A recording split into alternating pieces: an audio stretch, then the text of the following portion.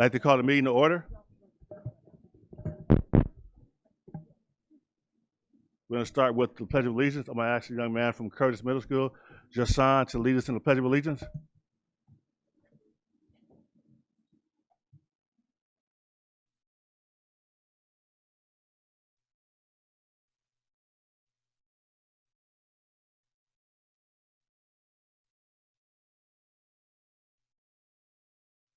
Place your right hand over your heart. Ready? Begin. I pledge allegiance to the flag of the United States of America and to the republic for which it stands, one nation, under God, indivisible, with liberty and justice for all. Great job, young man.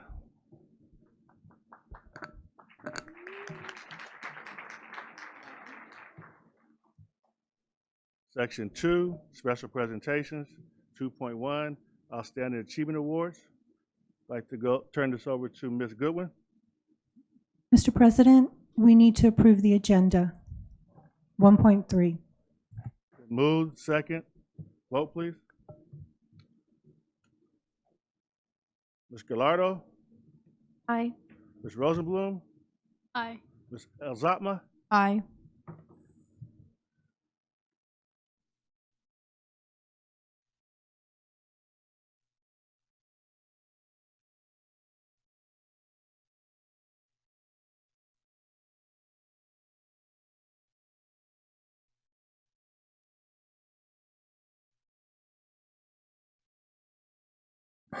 Ms. Rosales Medina?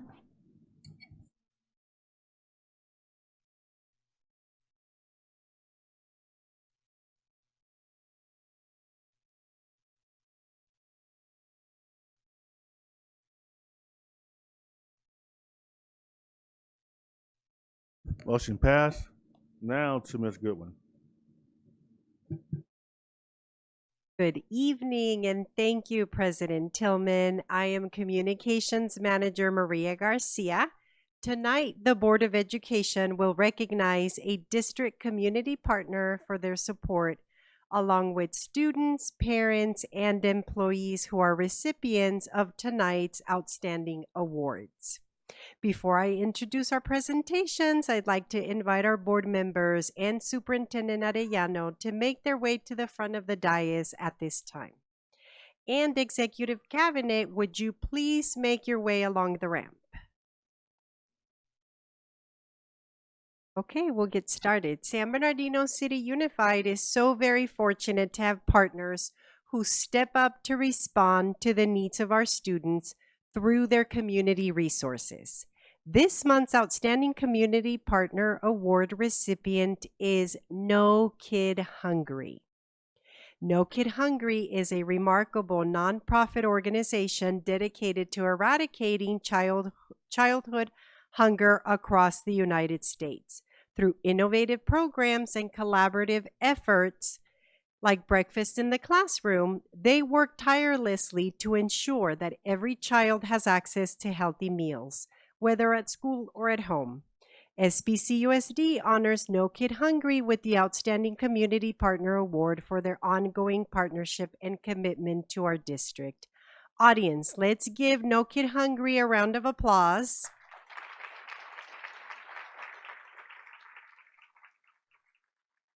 And I now welcome Ms. Jonelle Williams-Pagan to receive the award on behalf of her organization.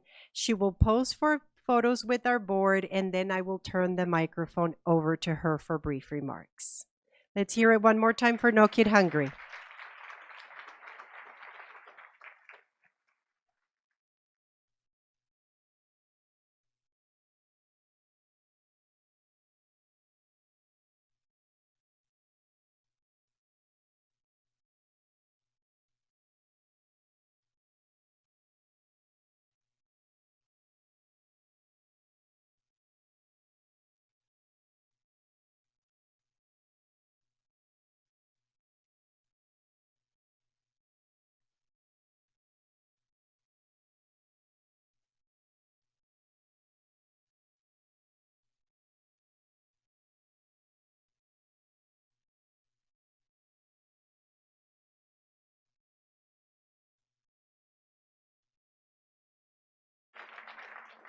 Good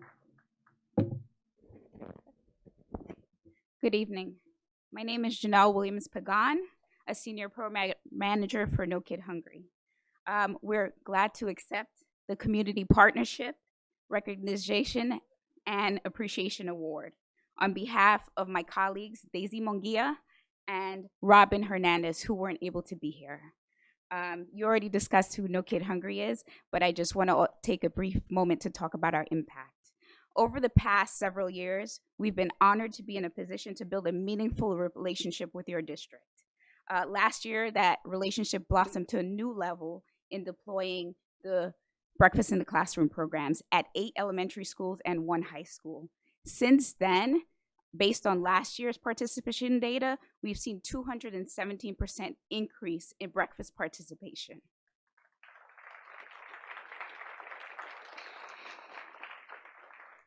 One of the schools went from 29% of students participating to 82% within that time period.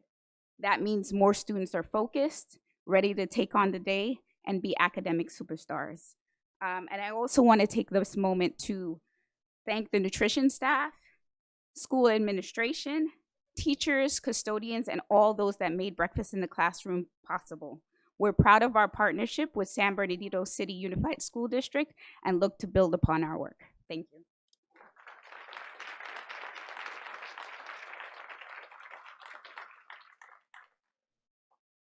Thank you, Ms. Pagan, and thank you to our partners at No Kid Hungry. Audience, my name is Carla Cross, and I handle internal communications here at San Bernardino City Unified School District. I want to thank all of you for coming out tonight. This is one of the most prestigious, the most exciting program that our district offers, that introduces and encourages and thanks our students, our volunteers, our employees, and our students. So I'm so glad that you could come out and be with us tonight. We are about to get this program started. So, honorees, when your name is called, please do me a favor. I would like for you and your immediate family to begin walking down the ramp there with the balloon, and my coworker there, my teammates are waving. So this is the ramp that you will walk down.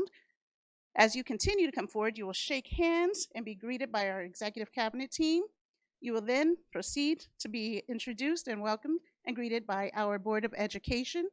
Please look for the gold plate in the center of the floor.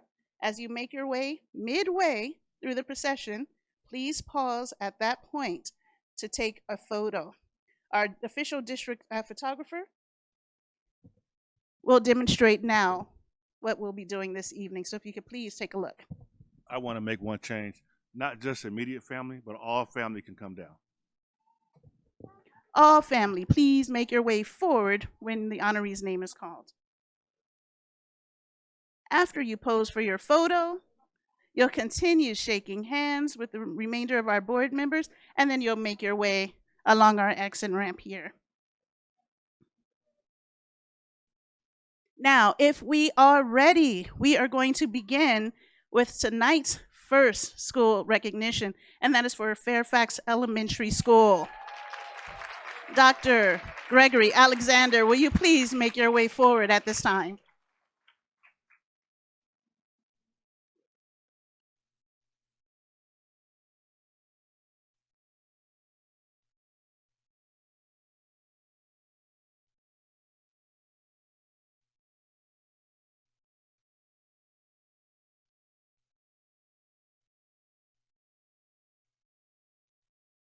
Audience, as Dr. Alexander completes his way through the procession, let's start getting that energy up, because one of SBCUSD's finest students is about to make their way forward.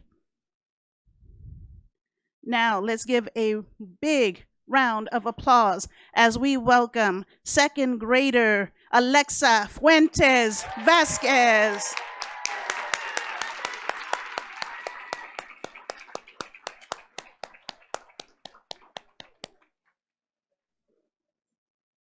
And there's also one other mention, audience. This program is about 20 minutes long. Would you please return to your seats after you receive your award? That way everyone in this room has the benefit of receiving a round of applause. I'd appreciate that. Alexa was nominated by her teacher, Christine Leader.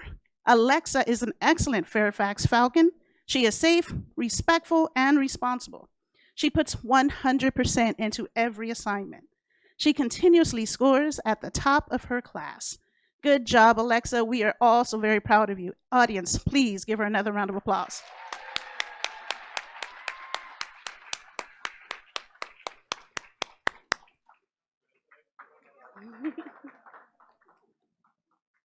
Let's keep that energy going. We have another outstanding student from Fairfax Elementary. Please put your hands together for Marcus Garcia.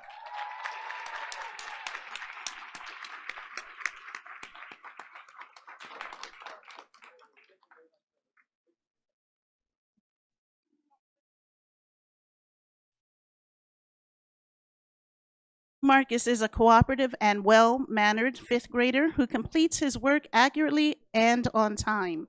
His passion for learning is his willingness to be a team player, and his determination to succeed in life is beyond compare. Thank you, Marcus, for setting a good example in citizenship and scholarship.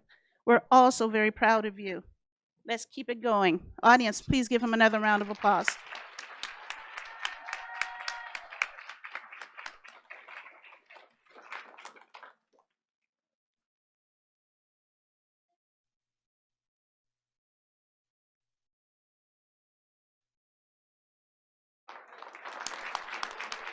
Our first Outstanding Parent Award winner is Natalie Rincon.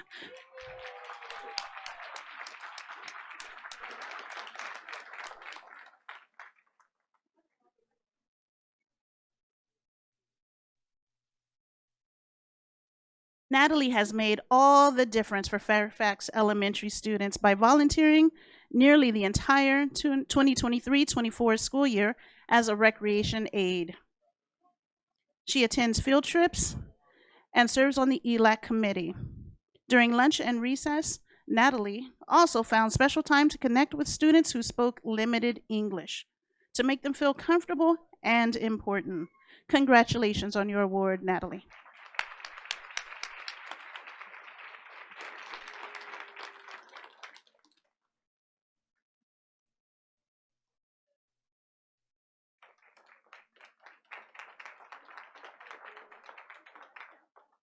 Audience, please help me welcome Secretary 2, Desiree Ureta.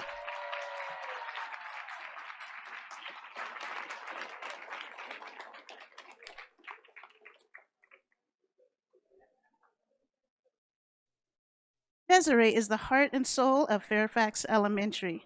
She is organized and she keeps staff informed. She demonstrates professionalism by giving her very best every single day, and she exemplifies resilience by facing and resolving problems and overcoming adversities on a regular basis. Desiree's presence makes all the difference at Fairfax every single day. Audience, please give her another round of applause.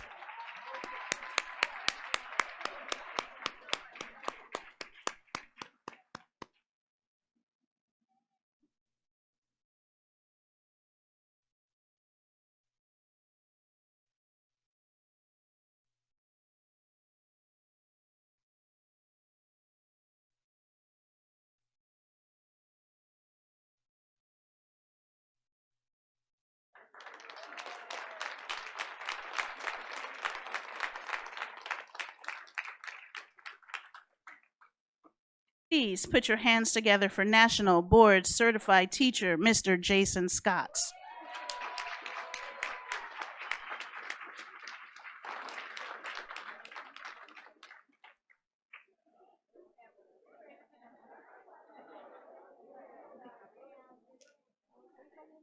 As a multi-tiered system of support teacher on special assignment, Jason has established a solid Tier 2 intervention by organizing and implementing the school's learning lab. He exemplifies the belief in human potential because he truly believes that every individual can learn and exceed expectations. And he incorporates innovative tools and resources that inspire creativity. Thank you, Jason, and congratulations on your award.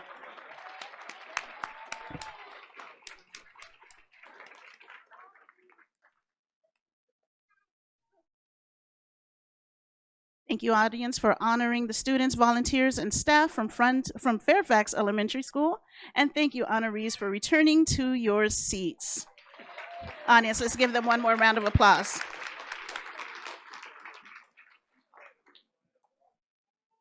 Let's keep that energy going by giving a round of applause as we welcome Principal Jamie Arias from Riley College Prep Academy.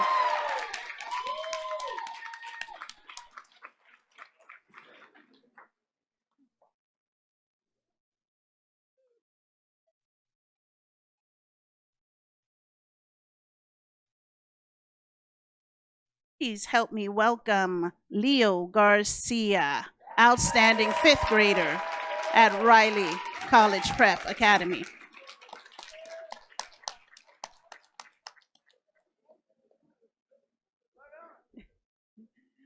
Leo is in Jasmine Zaraga's class, where he shines as an exceptional student who perseveres through challenges and always tries his best. Leo is the first to lend a helping hand to a friend and consistently demonstrates classroom expectations. His bright light shines whenever you see him, and he is a natural leader who models great behavior and sets a positive example for his peers. Go, Leo. We are so very proud of you. Congratulations.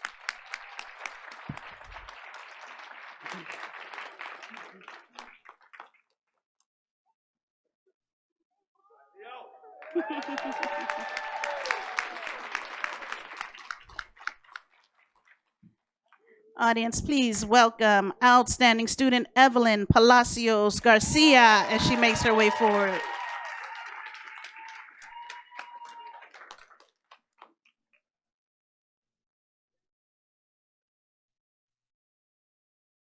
Evelyn is a fourth grader in Annie Trung's class.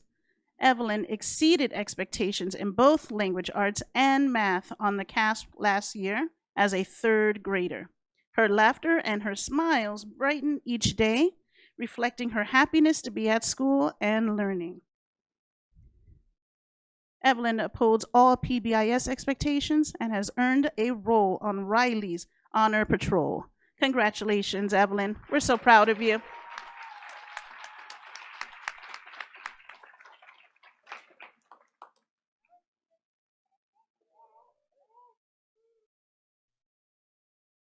Let's welcome outstanding parent Elizabeth Delgado as she makes her way forward.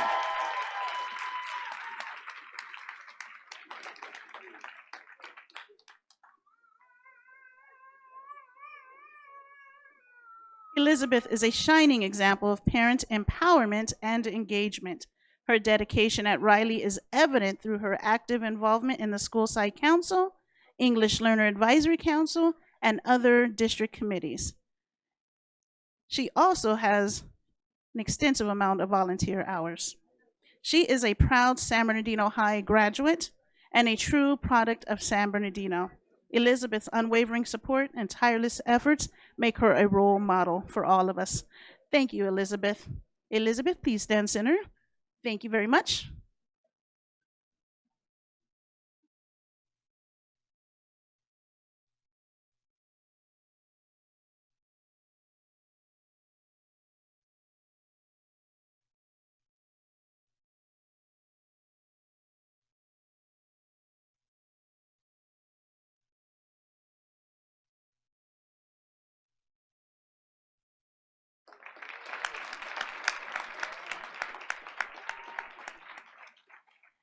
Our next Riley honoree is bilingual health aide Alejandra Sanchez. Alejandra, please come forward.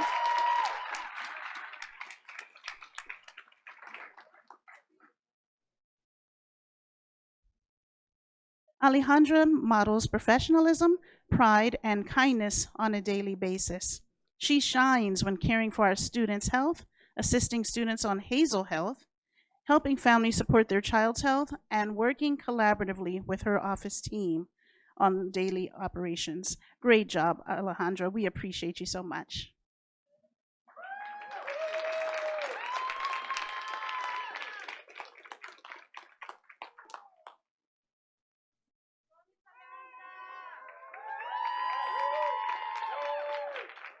Our final Riley honoree is Program Facilitator Scott Newscheler.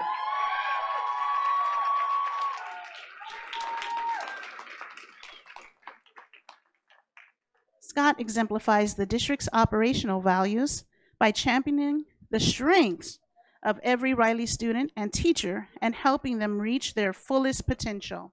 He advocates for all students to receive the support they need, creating a safe and welcoming school environment that is both fun and joyful. Scott approaches challenges with a positive attitude and perseveres for the good of the students and school community. Thank you, Scott. We appreciate you so much.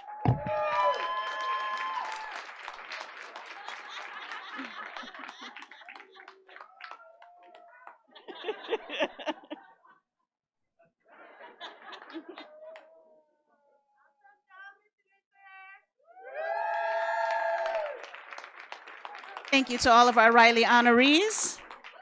Let's keep it going as we get ready to welcome Curtis Middle School Principal, Mr. Guillermo Guerrero.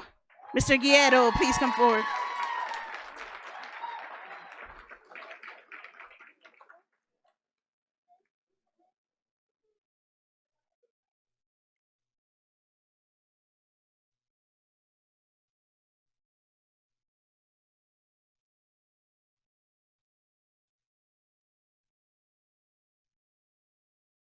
Just a moment, we'll be getting ready to welcome our first student honoree from Curtis Middle School.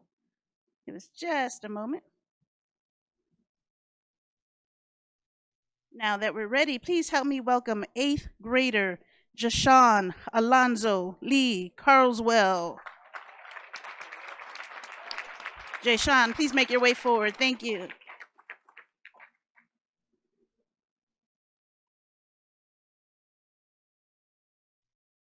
Jashawn is a member of the Lion team and has been a driving force behind the model, The Curtis Way.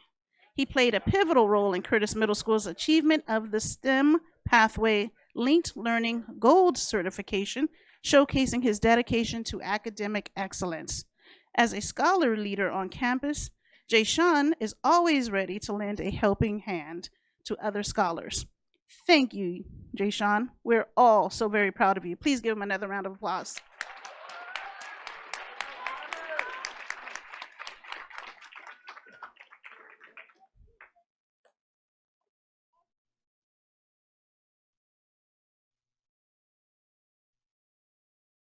Please help me welcome Oswaldo Moreno Cortez.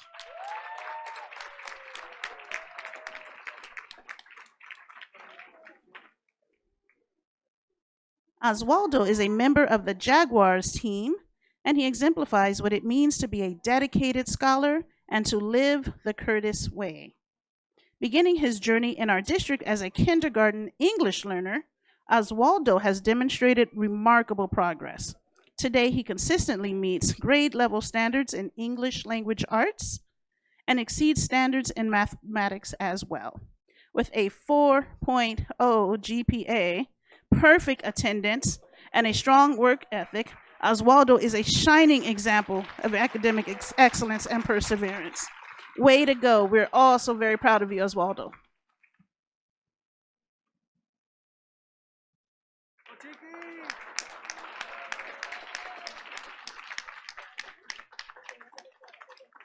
Please help me welcome outstanding volunteer Malina Perez as she makes her way forward at this time.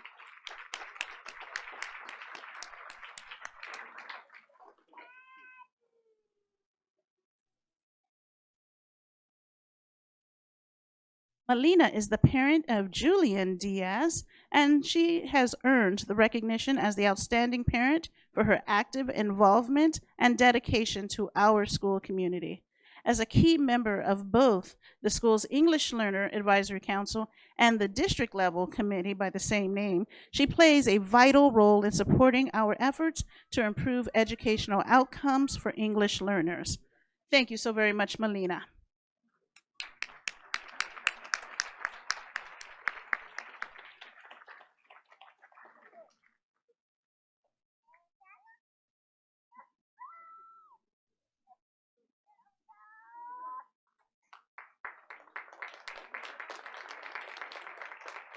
Our next honoree is bilingual attendance technician Gabriela Caracoza.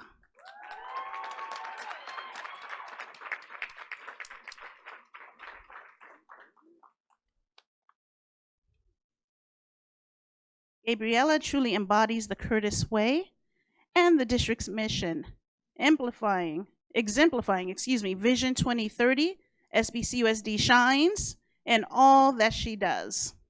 A pillar of positivity in our office, she consistently goes above and beyond to ensure the success of staff and scholars. Her stellar customer service and dedication to supporting the school community makes her an essential part of the Curtis family. Please give her another round of applause. Thank you.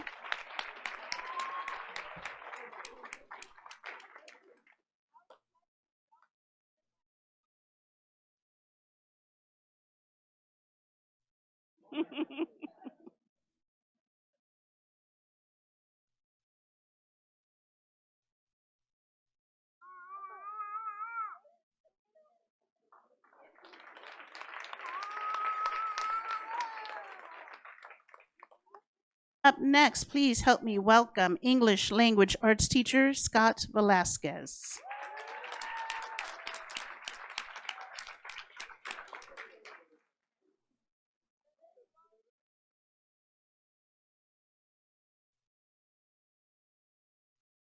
Scott is an exemplary leader who embodies Vision 2030, SBUSD shines every day. As a dedicated team lead, department chair, and sports coach, he consistently demonstrates a commitment to excellence. His leadership and dedication to Curtis scholars, along with his embodiment of the Curtis Way, contribute to a thriving and positive school culture. Way to go, Scott. Thank you so very much.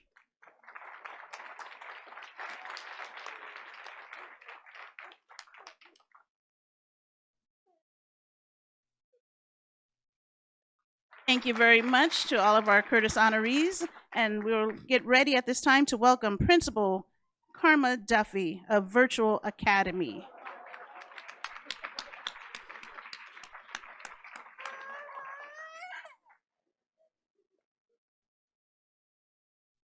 This evening's honorees from Virtual Academy will be from the 9 through 12 grade program.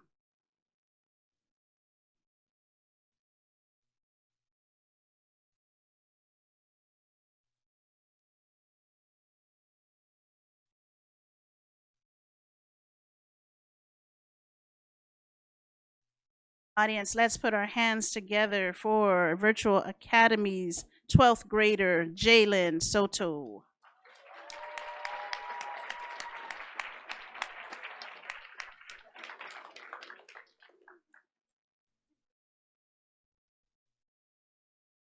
Jalen is currently a senior in Kimberly Melendez's class.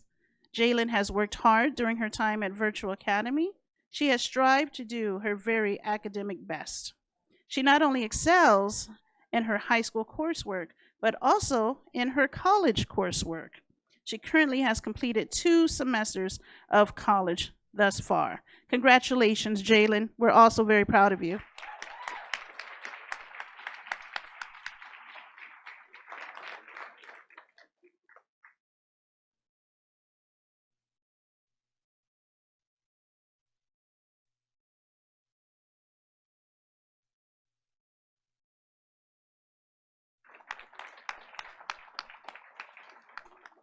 Now let's welcome 11th grader Malia Woods.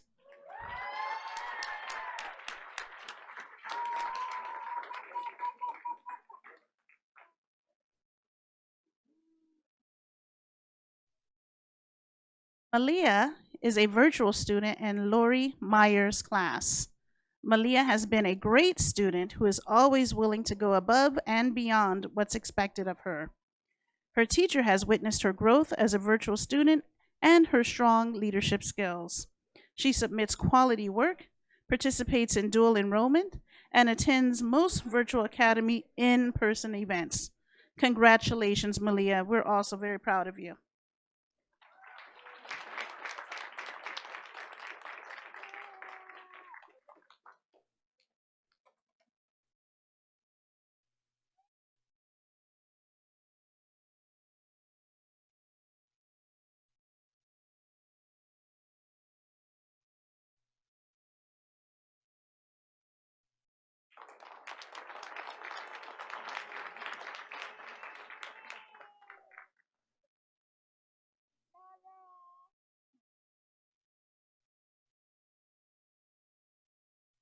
Please put your hands together for Keisha McGee, Virtual Academy's Outstanding Parent honoree.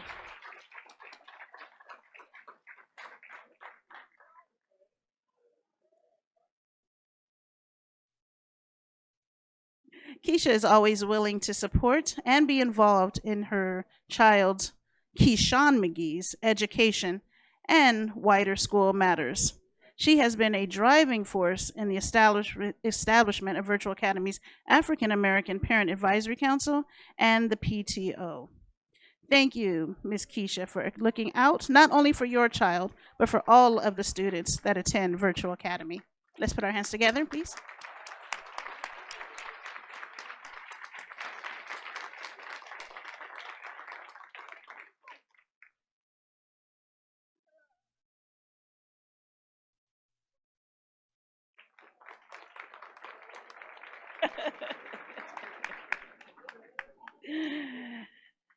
Audience, our next honoree this evening is Senior Clerk Sonia Brock.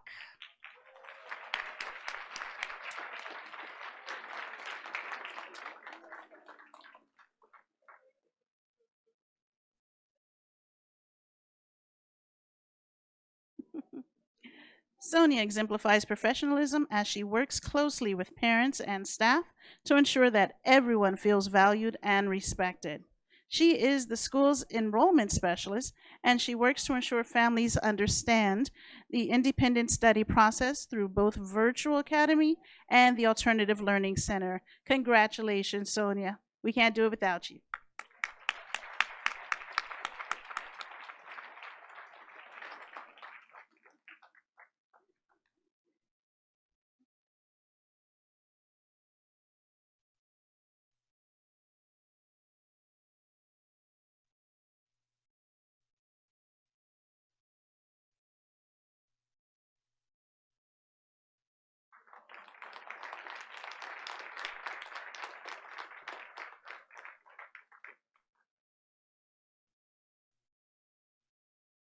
Moment, please.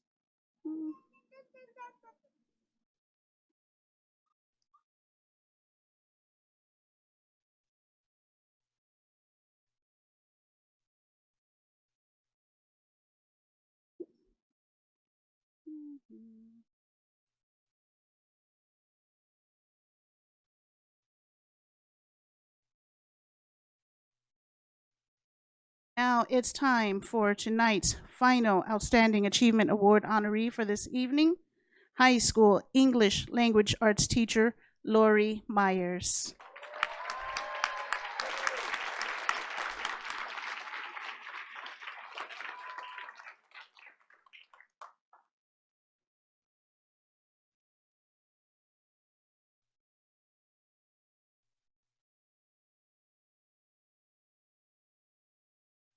Lori exemplifies the importance of human potential.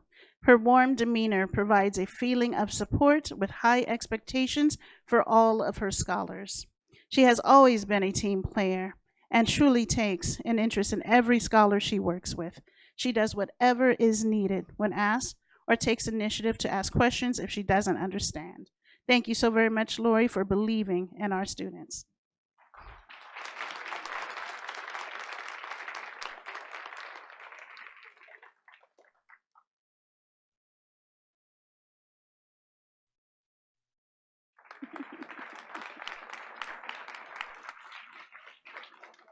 All right. Thank you, and please give a warm applause of appreciation to all of our Virtual Academy owls. Board, Superintendent, Cabinet, would you please return to your seats at this time? And just in case you're wondering, all of tonight's honorees received a certificate from San Bernardino County Supervisor Joe Baca, as well as a certificate of appreciation from our Board of Education. Student and parent award winners also received free tickets for their family to attend the San Bernardino Symphony. And our student honorees received a district bumper sticker, pin, yard sign, and a variety of other goodies to take home. Thank you to 5th District San Bernardino County Supervisor Joe Baca Jr. for supporting this event. Thank you as well to the San Bernardino Symphony Orchestra for their support as well. Thank you, audience, for coming out tonight. We appreciate your support of tonight's program, and congratulations to all of our honorees this evening. Thank you. Good night. Thank you very much. Congratulations again to all the awardees. We really do appreciate you all. Thanks to the communication staff for doing an excellent job. That brings us to 2.2, resolution recognizing National School Psychology Week.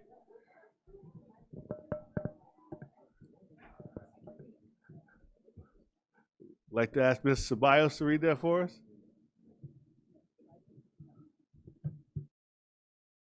Thank you so much, Board President.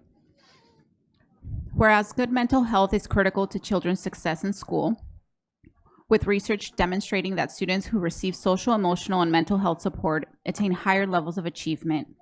And whereas school psychologists deliver mental health services to help prevent or reduce the immediate and long-term effects of children's mental health and behavioral health problems.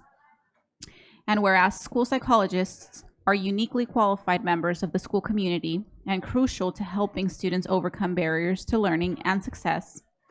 And whereas the National Association of School Psychologists 2024 theme is Spark Discover, which recognizes the work that school psychologists do to help their communities seek out new ideas, effective change, and expand horizons for children and youth. Therefore, be it resolved that the Board of Education of the San Bernardino City Unified School District joins the California Department of Education in recognizing the week of November 11th through the 15th of 2024 as National School Psychology Week, and acknowledges the vital role that school psychologists play in students' personal and academic development. So moved. Second. It was moved by Ms. Ceballos and second by Dr. Wyatt. Vote, please.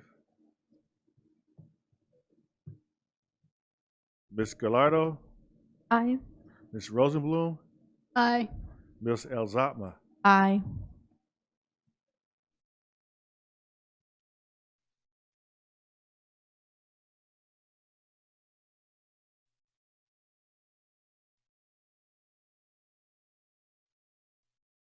Motion passed.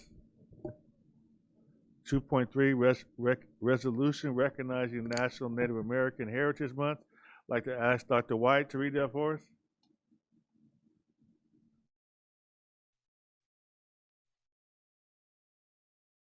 Thank you, Mr. President. Whereas the month of November is a time to acknowledge and celebrate the rich and diverse cultures, traditions, histories, and important contributions of the people who were the first inhabitants of what is now the United States. And whereas an effort by Dr. Arthur C. Parker, a Seneca Indian who was a director of the Museum of Arts and Science in Rochester, New York, resulted in Presidential Coolidge issuing a proclamation on September 28, 1915, that declared the second Saturday of May as American Indian Day. And whereas a joint resolution of the House and Senate authorized President Gerald Ford to proclaim October 10th through 16th, 1976 as Native American Awareness Week, and in 1990, Congress passed and President George H.W. Bush signed into law a joint resolution designating November as National American Indian Heritage Month, also known as National Native American Heritage Month. And whereas Native Americans have made important contributions to the United States and the rest of the world in many fields, including agriculture, medicine, music, language, and art, and have distinguished themselves as inventors, entrepreneurs, spiritual leaders, and scholars. And whereas Native Americans have overcome many obstacles to serve in the highest levels of government, including Charles Curtis, a descendant of the Cow Nation on his mother's side, who was elected to the House of Representatives in 1892, and eventually became the 31st Vice President of the United States, making him the first person with acknowledged non-European ancestry to be elected to the executive branch. And whereas Native Americans are not a single nation, but include a variety of nations, diverse cultures, traditions, languages, and district histories that make up a part of the fabric of the United States of America, including the people of the Pines, also known as the San Manuel Band of Mission Indians, who have made significant historical and modern contributions to our community. Therefore, be it resolved, the Board of Education of San Bernardino City Unified School District does hereby declare November 2024 as National Native American Heritage Month and honors the great achievements and contributions of Native Americans and their ancestors, and encourages educational leaders in our district and throughout the region to involve their schools in exploring the cultures and histories of the Native people of this land and integrate those studies across the curriculum. So moved. Second. did have a Moved by discussion. Dr. Wyatt and second by Mr. Biles. Question, Ms. Medina? Yes, no, I just want to in the future maybe add an addition that in the whole month of November, we add land recognitions before this, as part of the beginning of the board meeting. This would be land acknowledgement, which is basic It is. Let me note this, but let's vote on this. land Resolu- acknowledgements all through November. Let's not add that, because the reason why I say it, because we should have a discussion if we're Okay, going to. oh, I was gonna look at making sure that's also within, whereas we will include or look into the language. Bring it back. Let's have a Okay. discussion. Agendize it, the All whole right. 9 yards. Thank you. No. She would, that's what she would be doing. But it's an action that we're asking to take. I'd rather us, I can do that, I'm just trying. you can, but I'm saying, because I would have questions about what what that actually means. meant, and So it's just acknowledging the lands, like for instance, Serrano and so forth. It's, but then I don't want to ask all the questions here because it's not agendized to ask the right, questions. right. No, and I'm not So let's just expecting vote on the resolution right now. Yeah. I'll Just give a you- point of order, because I I'll don't give you an understand in example. terms. If we're For gonna do, resolutions, can we amend resolutions? yes, you can. So if she made a motion to amend the resolution, that would be in order? Here's what the concern I have. If we were going to take action to say that we're going to, at every event or every, So for, even within this, that, the making my language. point, but I have a lot of questions about that. Before we move forward, I talked to the superintendent about how many events we have, what it would mean that we were going to do. Oh, no, I'm referring to the school board meetings. Oh, my question is just in general about resolutions. If there's a resolution in front of us, can you make motions to amend? If you make a motion to, because this is something that's on the floor. If it's on the topic of a resolution and you make a motion to amend, is that something that you can discuss? I'm asking because whether it's this one or any other, I don't know what the point of order my is for concern that. is this. When we do resolutions, the staff has taken the time to do whatever, right? But if you're gonna add something, which is an action, she's saying she wants the district staff to start doing something else. Whenever we do that, that's a big deal to me. And I don't wanna make the commitment on the fly to say, yes, we're going to start doing the recognitions without having a full discussion about what that really means. Now, I guess you're right. If you're gonna make the amendment and someone seconds it and the board wants to move forward on approving that in the resolution, realizing that you are given direction to do that, I just have a concern with doing it on the fly. And I think it's just understanding it. It really is, a lot of organizations do this. It's just acknowledging the land that, that from the Serrano land and so forth. I have no problem doing it, but I Maybe think we one should bring it sentence back Okay, as an item to discuss. so unless we have a second, otherwise we can have, just how, Mr. Tillman mentioned.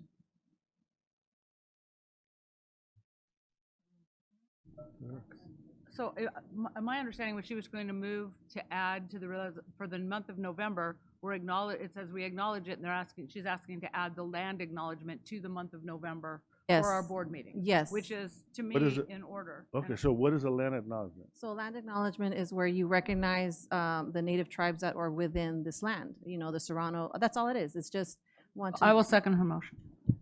And what do we actually do to acknowledge it? So it's saying a sentence, just acknowledging before the board meeting starts, or even at the beginning of the agenda, you just acknowledge that we are in the land acknowledging that we are part of the Serrano, and I think there's several other lands within it. You're saying for board members or others? No, just like the board president would, kind of like say a sentence in the beginning. But I'm asking, is it for the board meetings or for all? I'm asking for the board meetings, for every board meeting, which basically is So two board just meetings. school board meetings, you're saying? Yes, yes.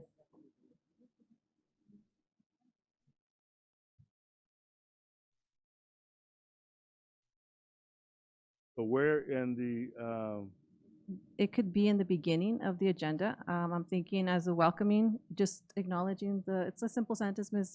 Cunningham, I think you've done that before. Yes. It's not today's agenda, it's for like November, when we have the November guess meeting. I'm looking for where the edit is gonna be in the Where the edit resolution. would be at.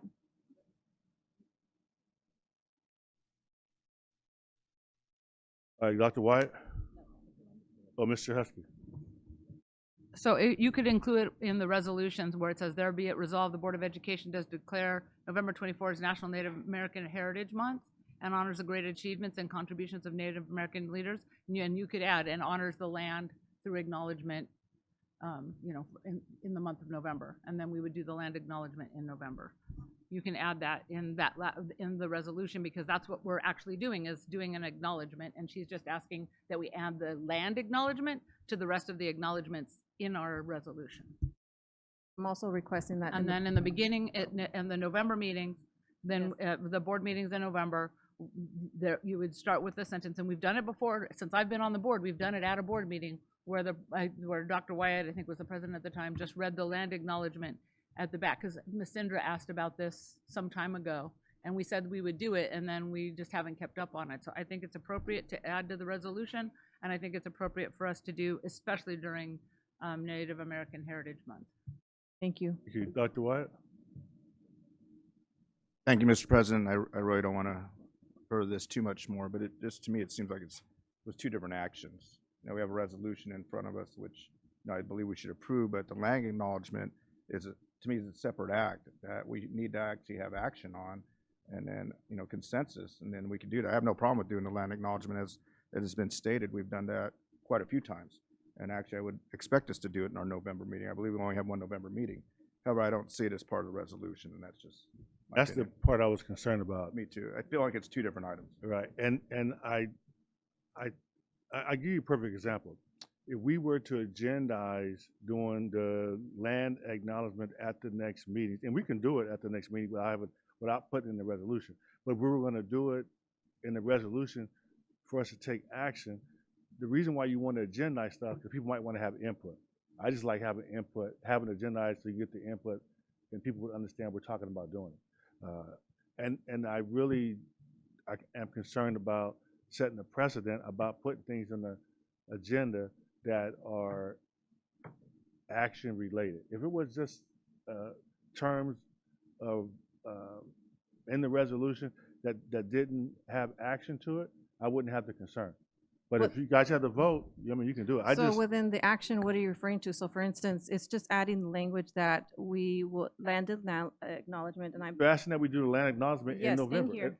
Yeah. That's the action part. Yes, but this is within the language, so that way so I think we've requested this before, and sometimes it always kind of, it gets missed.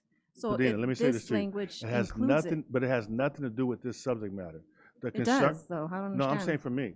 Okay. The concern is setting a precedent that in a resolution, a board member can say, I want to add something that's going to have us take action.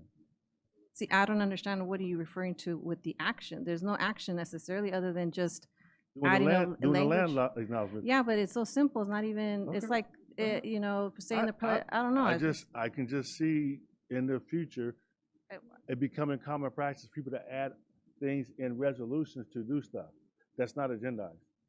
I think it could be a concern. We do have the motion, the second. I don't know if You we do. want to go ahead and vote Mr. Bios? to see. I just have one clarifying question. So if it wasn't to be added to the resolution because of what you have just explained, President Tillman, would we still be able to have the land recognition, in November? Yes, and we would still do it. Okay. Yes. But just making sure that we do it, because sometimes we have forgotten to do it. And then I just wanted to have it within the language that's already there for the next year. It's already done. It's already known to be done. So with that being said, I guess my stance would be to not amend it, but ensure it does happen in November and bring the item back to have it added into a future resolution. Yeah. I agree.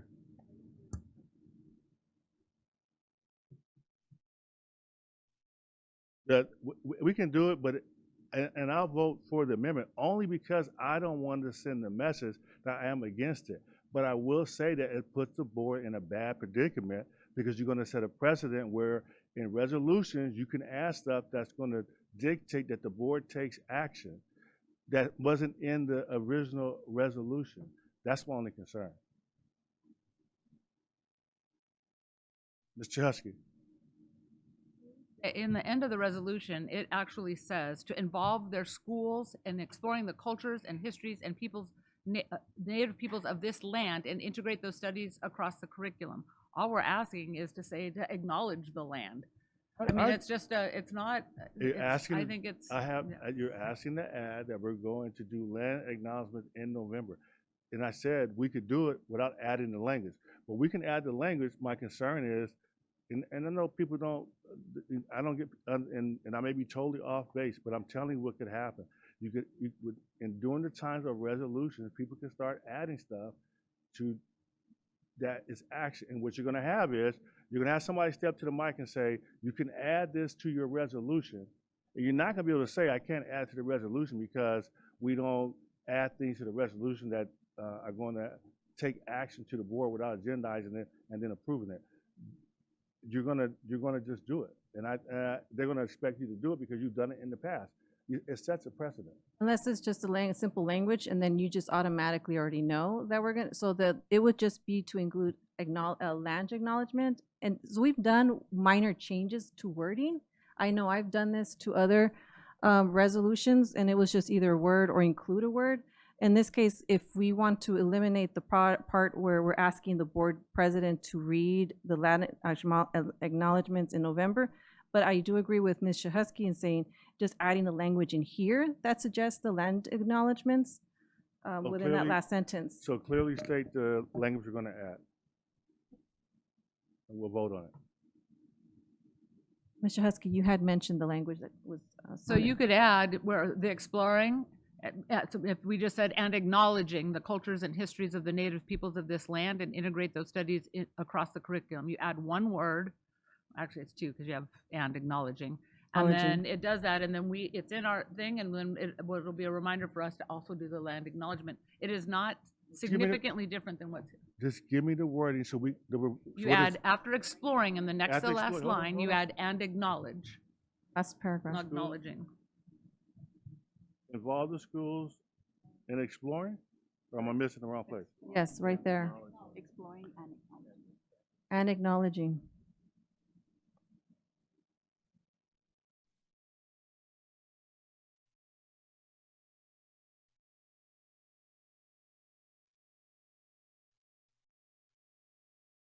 It's not saying what you. Well, it's acknowledging. Somewhere in the, I know what you guys are asking for. Somewhere in here, you have to say, do land acknowledgements in the meetings of November. That's what you want, right? Yes, but you're saying since we don't want to add action, I'm being mindful of that. So I'm saying at least add, and I agree That's with the part Mr. I Husky. didn't get. Okay, so Yes, so adding the language at least in that acknowledging, and then we can automatically do that. Yes. you're going to say district and throughout the region to involve the schools in exploring and acknowledging the cultures and histories of the native. I think you really want to be specific about land acknowledgement, don't you? I think if you say that, it kind of means that because the land acknowledgement is really talking about that, letting people understand and know what the history of the people of our community are, the people that were here before any of us. So in our district and throughout the region to involve their schools in exploring and acknowledging. So we're going to add and acknowledging. Motion. That's the motion. So that's the amended motion. So we have, which one do we vote on first? Let's vote on the amendment first. Been moved by Ms. Medina, the amendment, and second by Ms. Chahusky. Vote on the amendment, please. Those two words. Okay, just clarification for me. We already got a motion and a second already. It was Scott and Myra. So on the we floor voting on already. that one? That's what we're voting on? No, let's table that one. Let's table that motion. Once you have an amendment during Robert's rules, you vote for the amendment first, and then you vote, if it passes, you will vote for the main motion as amended. If it doesn't pass, then you vote for the original motion. Thank you, Ms. Chahusky, our parliamentarian. So let's vote for the amendment. The amendment was moved by Ms. Medina and second by Ms. Chahusky. Vote on the amendment, please. Ms. Gallardo? Aye. Ms. Rosenblum? Aye. And Ms. Elzatma? Aye.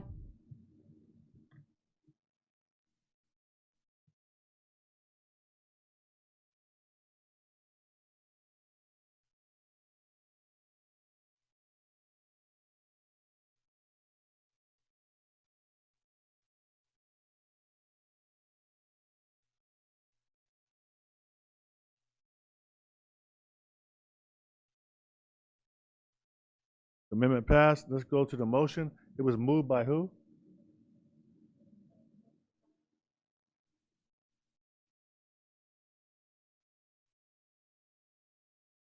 Okay. Moved by Dr. White, second by Ms. Ceballos. Vote on the original motion, please.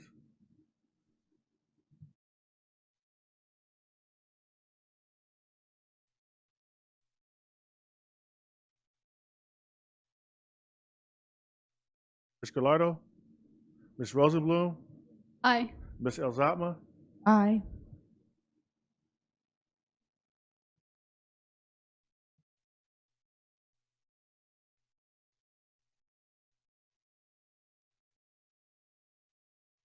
The motion carried.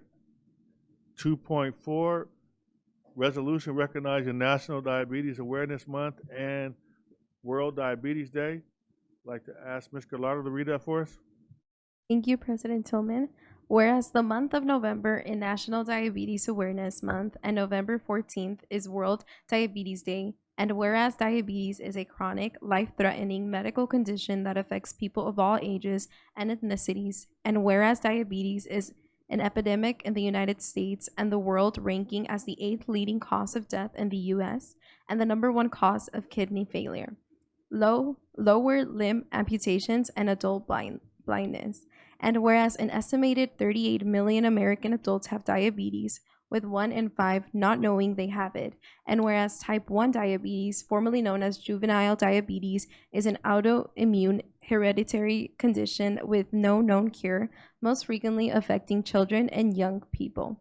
And whereas type 2 diabetes develops over many years and while previously diagnosed primarily in adults, now accounts for more than 90% of all diagnosed causes of diabetes, including in children, and whereas type 2 diabetes and its complications can often be delayed or prevented by adopting and maintaining healthy habits and getting blood sugar tested regularly. Therefore, be it resolved, the Board of Education of the San Bernardino City Unified School District recognizes November 2024 as National Diabetes Awareness Month and November 14th as World Diabetes Day, and encourages activities that are designed to educate employees, students, families, and the community on ways to prevent diabetes and how to manage this serious health condition. Second. Moved by Mr. Husky and second by Mr. Biles. Vote, please.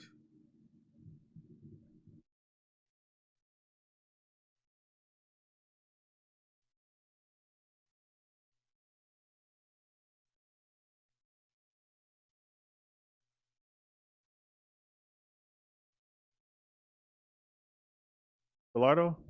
Aye. Ms. Rosenblum? Aye. And Ms. Elzatma? Aye. Motion carried. 2.3, resolution recognizing Veterans Day. I'd like to ask Mr. Husky to read that for us. Thank you.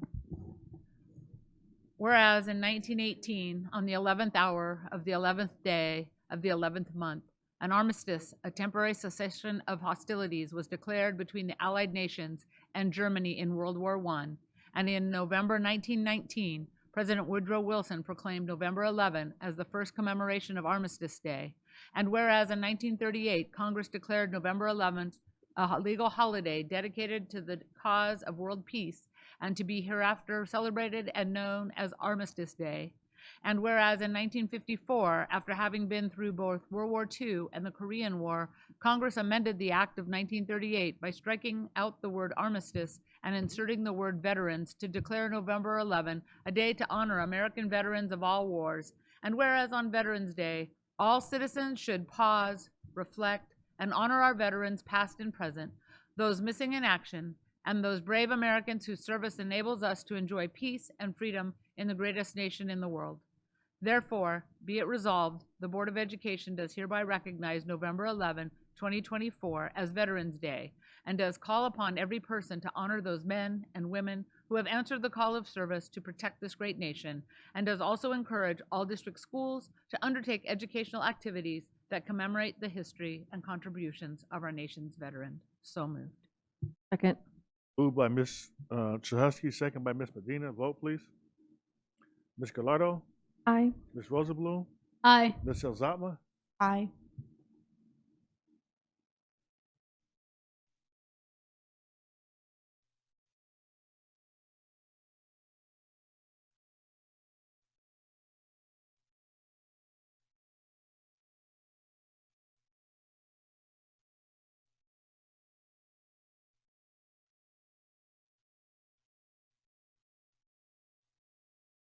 Motion carried.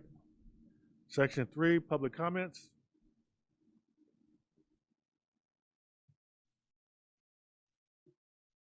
This is the only time the public will have an opportunity to address the board on items not on the agenda and within their subject matter jurisdiction, such as district policy, procedures, programs, services, or fiscal matters. Public comments are limited to 5 minutes per person. 6 or more people who wish to speak on one topic will be provided no more than 30 minutes total. Speakers are cautioned that under California law, no person is immune from liability for making intentionally false or defamatory comments regarding any person simply because these comments are made at a public meeting. Our first public comment comes from Oni Jimenez.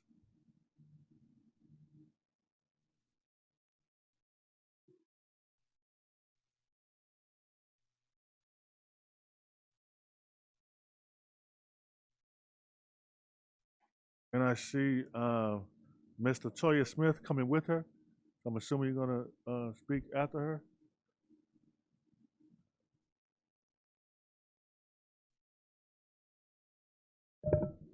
Thank you very much. Good afternoon, Board President Danny Tillman, board members and student board members and superintendent. My name is Oni Jimenez, President for CSEA Chapter 183. The reason that we are here today is to provide an update on what has taken place for the 2024-2025 school year. It has been a little over a year since rec aides have been added as members of CSEA, and with the negotiated rec aide MOU with CSEA and the district, the rec aide positions no longer have one salary step. They now have 6 salary steps like all the other classified positions. And at the May 7th, 2024 board meeting during the public hearing for the acceptance and adoption of the MOU, all of the board members in attendance approved the MOU. Prior to school starting this year, CSEA had the opportunity to attend the district rec aide active supervision training. Many employees spoke with us, and one topic that came up was how happy and appreciative the rec aides were to receive the salary steps. So CSEA would like to thank you on the board for your support. Over the last year, CSEA and M&O have had several standing meetings where at times we have addressed concerns regarding supervisor behavior towards employees. There have been times where supervisors have allegedly stated the following: I'm happy as I'm not a supervisor, so I don't have to do this type of explicit word, which starts with an F, work. Anymore, employees are working with uncomfortable weather and they needed to be treated like that. Another statement to the employee from a supervisor: you can make a rebuttal. All I'm going to do is file it in the cabinet, pointing to a trash can. This is another from a supervisor to an employee. When an employee wanted to make a rebuttal for their evaluation, new shirts not fitting a member, this M&O staff were given brand new shirts. Some of them did not fit the employees. The employees went to the supervisor and say, hey, can I get another size? Their comment to the employee: maybe this will motivate you to lose weight. A totally inappropriate comment. The last one that's really gets to me is one supervisor told the employee out on the field, rápido, rápido, while these employees are working in the heat. For you, in translating, rápido, rápido means faster, faster. Get your work done faster. You're not moving fast enough for me. We have gone to the district to discuss concerns regarding custodial coverage at San G. They have an entire new building. However, they are planning on just adding the additional custodial needs to the current runs in addition to the duties that are responsible for. So CSA wanted to provide you with information as to what has been going on at M&O. There have been some changes and improvements with M&O, but there's more that needs to come. Thank you for your support. Thank you.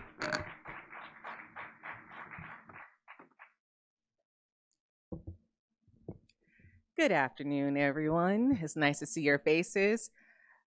Board members, student board members, it's nice to meet you. My name is Latoya Smith. I am the Chief Steward and Chief Negotiator for CSEA Chapter 183. So I'm going to continue with the updates for our chapter right now. Currently, we are negotiating with the district regarding the reopeners for 24-25.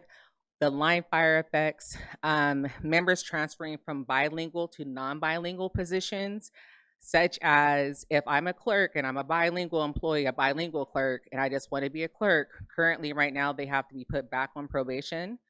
So we're trying to negotiate some of the effects regarding that because obviously we have concerns regarding that kind of things happening.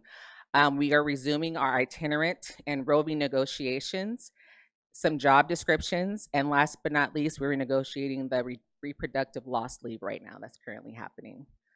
Now, since we know this month we had National Custodian Day, we wanted to make sure we gave a shout out to our custodians who do such an amazing job, who are working and keeping our schools clean, and they're making sure that everything is safe for our student, staff, and community. Currently, CSEA has conducted a Learn Your Contract training, which was really important for us, for our members to understand what their rights are.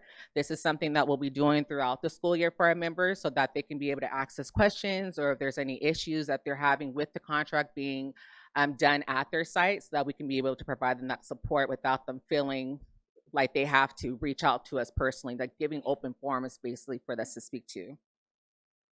Now, we have had several grievances that we've had to file.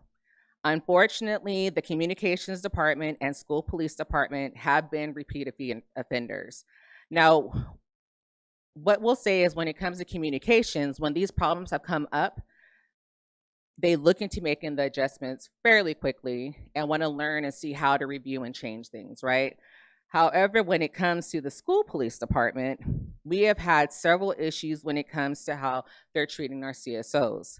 I know we've been here before regarding CSOs in the past. Now, CSEA has repeatedly gone to the district to try to resolve these matters without having to come into these situations where we have to present and update not all the positive stuff, right? Like giving you what's really going on. And so we're going to give you some examples when it comes to resolving several matters. The district and us were not able to work things out. It literally took over a year for some of the processes to keep going on and on and on again, and we ended up having just filed grievances against them. One of the grievances that we filed was regarding footwear. So even though CSC and the district had already gone through arbitration a year ago, the school police department continued to go against the agreement on the type of footwear that could be purchased by the employees. School police has not followed the contract when it comes to equitably distributing assignments to work at another site location due to coverage issues. We talked about this, right, a year ago, about how when there's people who are called out, they need a cover, and now we're sending people in any kind of rhyme or reason. We have actually requested twice for the information for them to show contractually that they are doing an equitable distribution of this time, and we still have not received any of those documents twice. School police admin have written up several CSOs a couple of weeks ago, and actually it was in September, based on certificated rules and guidelines that don't even apply to classified employees. So when CSCA sent a cease and desist to the school police admin, they did retract the write-ups. However, we have found out this has been a practice they have been doing for years, allegedly. Due to the multiple issues that CSOs are experiencing, CSCA came to the district to try to negotiate at the table a MOU just for CSOs because of how they're being treated. We want to thank the board for all your support. We know that there are some amazing supervisors here in the district that employees appreciate and they respect. However, there are some supervisors that actions are so loud, you can't hear their words. So when it comes to that example, is an employee who receives a write-up and then says, "You're doing a great job." That actually happened. When the classified employees came here, we knew that we wanted to make sure that we're representing them as well. And we come to you today because we see and we know how you listen. You don't just listen, you take action. And the example that we have of that is when we had the employees who came down here and aired out the things that they were experiencing, especially the custodians. They ended up having a whole meeting for custodians. Over 100 employees showed up on Zoom to go and be able to speak and to be heard. And we know that's important, and we know it's because of your influence that took place. We support all your support. We appreciate everything that you do. And we ask for the supervisors that are not currently succeeding in leading Time. be addressed so that all departments and employees can work together and feel heard. Because as a quote says, leaders who don't listen will eventually be surrounded by people who have nothing to say.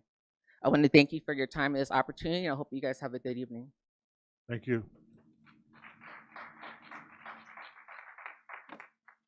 Carl Greenwood?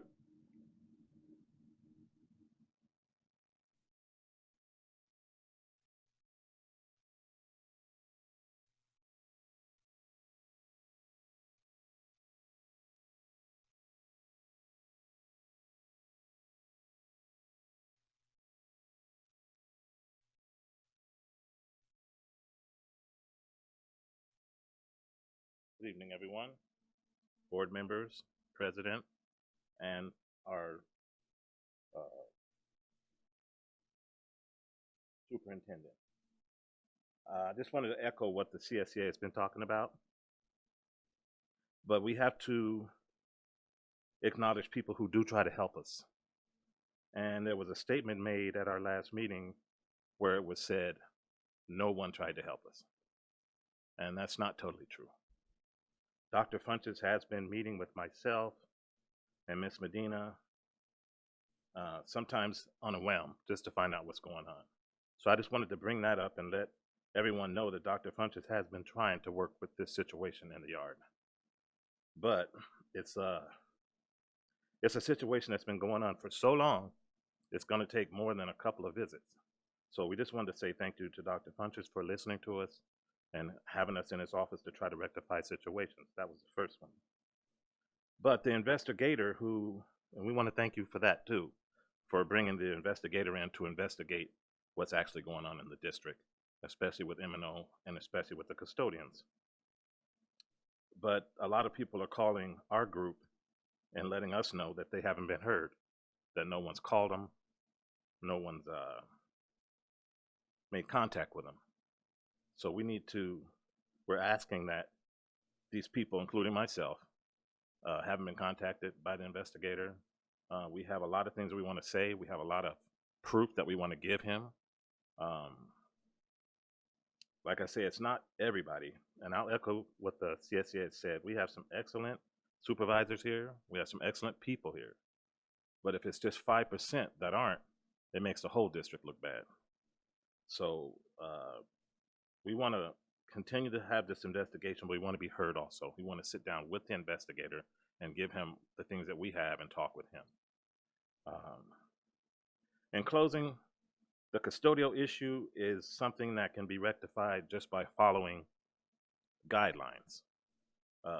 When asked, what are you using for a guideline? Well, we're using what we think should happen. So I'm saying, well, what about TASBO? What about all these companies who say it takes so many minutes to do a large bathroom, so many minutes to clean a room? First of all, you got to get that together. Second of all, you have to say they're working 8.5 hours, so they have their half-hour lunch, and then they have their 2 15-minute breaks. So they're actually working 7.5 hours. So you take that with the with the state run sheets telling you how long it takes to do these things, and you deduct. If you still have 4 hours work after deducting, there's a problem. That's where we need to fix it. If it's not a problem and it's even, then we don't worry about it. I think in 1 year, we could have this rectified. We put the resources where they need to be, and we leave things that are fine alone. We need better equipment. We need better supervision. Our supervision, I think they need to be really trained on what happens in a custodian field. If something happens, how do you correct it? How do you fix it? If someone doesn't come to work, do we have a strong enough sub pool? That's another big problem. We don't have enough subs to cover. So we have 8 hour a day, 40 hour a week employees working 4 hours over. As a supervisor and an owner of a business myself, I'd be kind of concerned with that because they're already tired, and then they go to their regular jobs and they work 8 hours. So where's the civil liability on the district? I was tired. That's why I slipped and fell. I'm working too hard. These are things that we need to think about when we're sending our people out. Let's get a sub pool and quit working them double time and overtime and triple time. It's just a thing that M&O has been doing for years. In my department, we're mobile maintenance. We fix things and we move on. But if something happens, well, we're going to pull mobile maintenance to do this.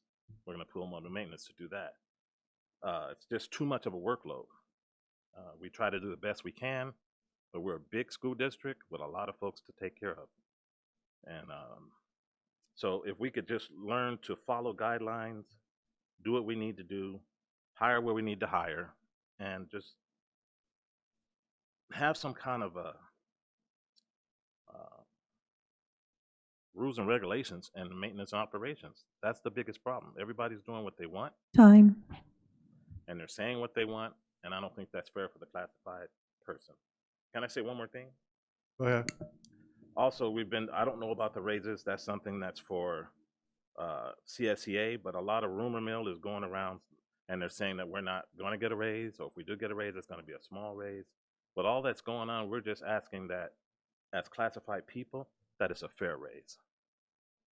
It's hard for us out here. We're making the lowest amount of money in the district, and as everybody knows, the prices of everything has gone up, and we just can't make it.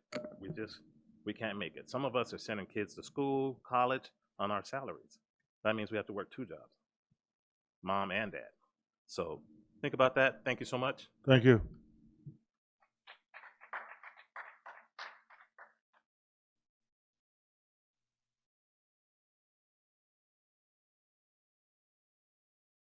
Brings us to section 4, public hearings, 4.1, public hearing and school board reappointment of Mike Salazar to the Personnel Commission. So moved. Is that a motion? And moved by, well, let's do a public hearing first. At this time, conduct a public hearing. And be it resolved, the Board of Education authorizes the reappointment of Mike Salazar by the San Bernardino Unified School District Board of Education for a 3-year term, effective date effective December 2nd, 2024 through December 1st, 2027. So at this time, I'll close the public hearing, and I'll want to, be it resolved, the Board of Education authorizes the reappointment of Mike Salazar by the San Bernardino Unified School District Board of Education for a 3-year term effective December 2nd, 2024 through December 1st, 2027. Now entertain a motion, Ms. Medina. So moved. Moved by Ms. Medina. Second by Dr. Wyatt. Vote, please.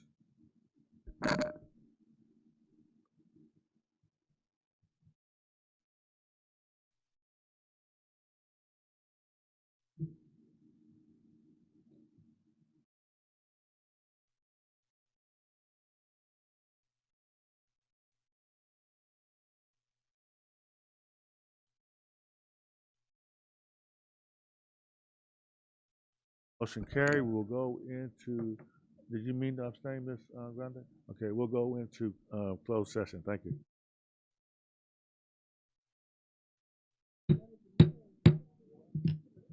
Call the meeting back to order.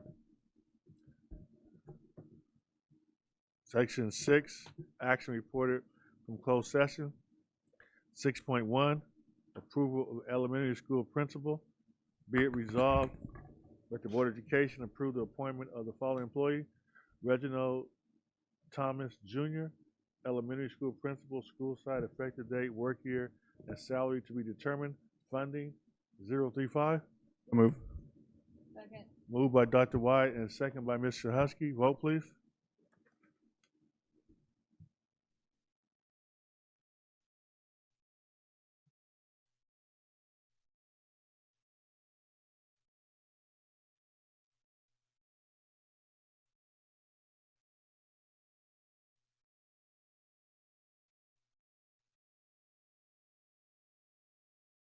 Ms. Chahusky?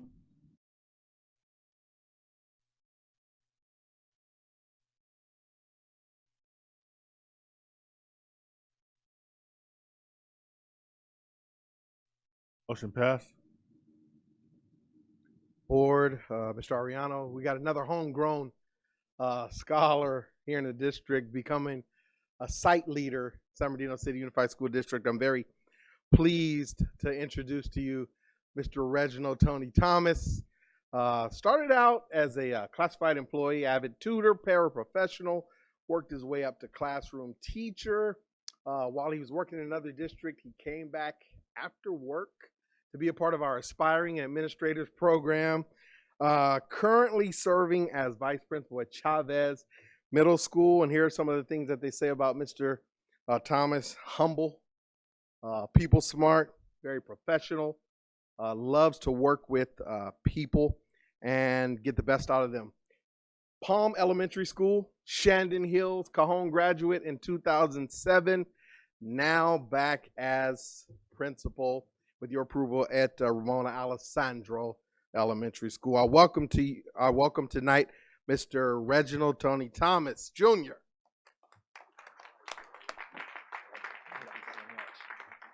Good evening, Board President, Vice President.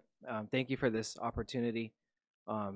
Superintendent Ariano, our awesome cabinet, and the rest of the board, thank you very much for this opportunity. I'm very excited to be here.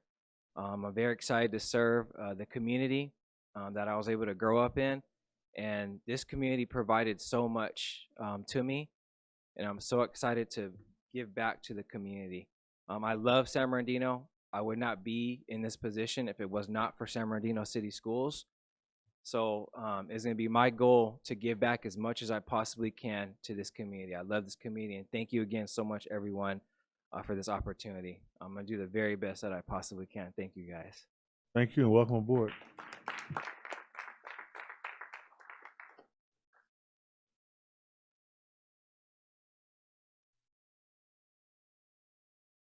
(6.2) Settlement authorization, claim number 202-425002. Motion, please. So moved. Moved by Ms. Medina. Second by Mr. Husky. Vote, please.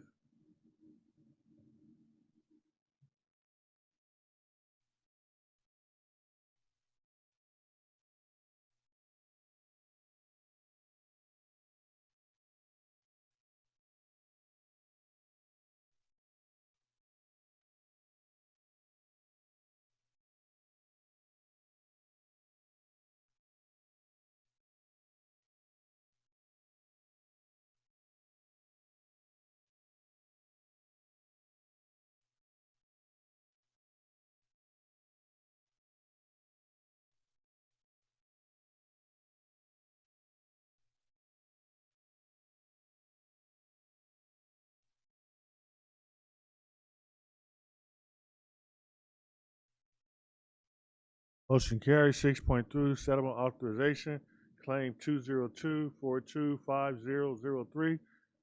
Motion, please. So moved. Moved by Ms. Medina. Second by Mr. Husky. Vote, please.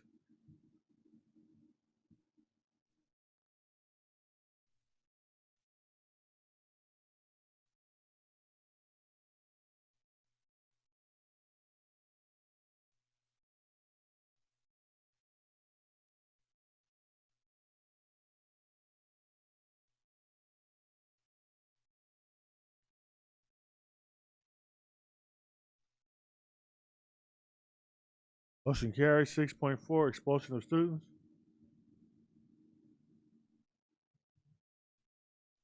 So move.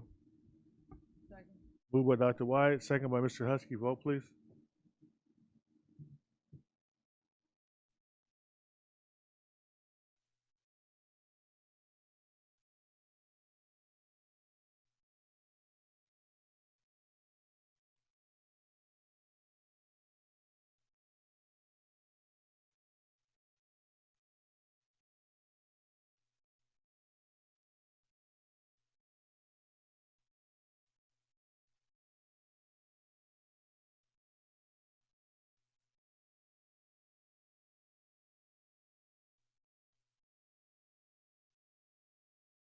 Motion carried. 6.5 petition to expunge, rescind, sealing of record or modify youth court or expulsion. Motion, please. Moved by Mr. Husky, seconded by Dr. Wyatt. Vote, please.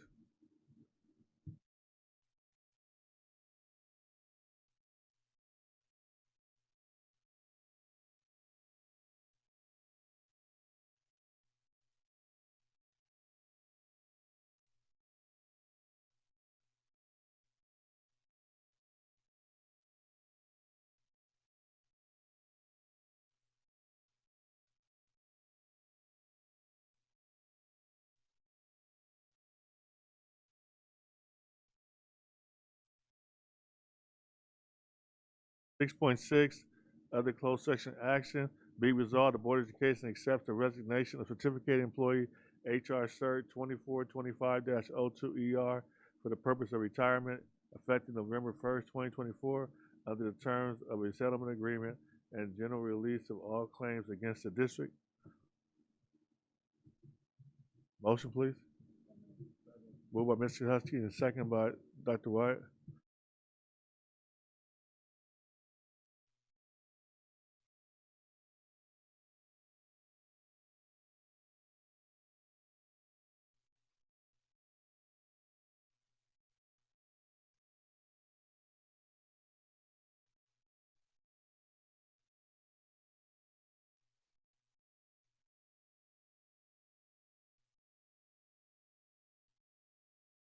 Section 7, student board members, 7.1, report. Oh, hold on a second. We have clowns as well.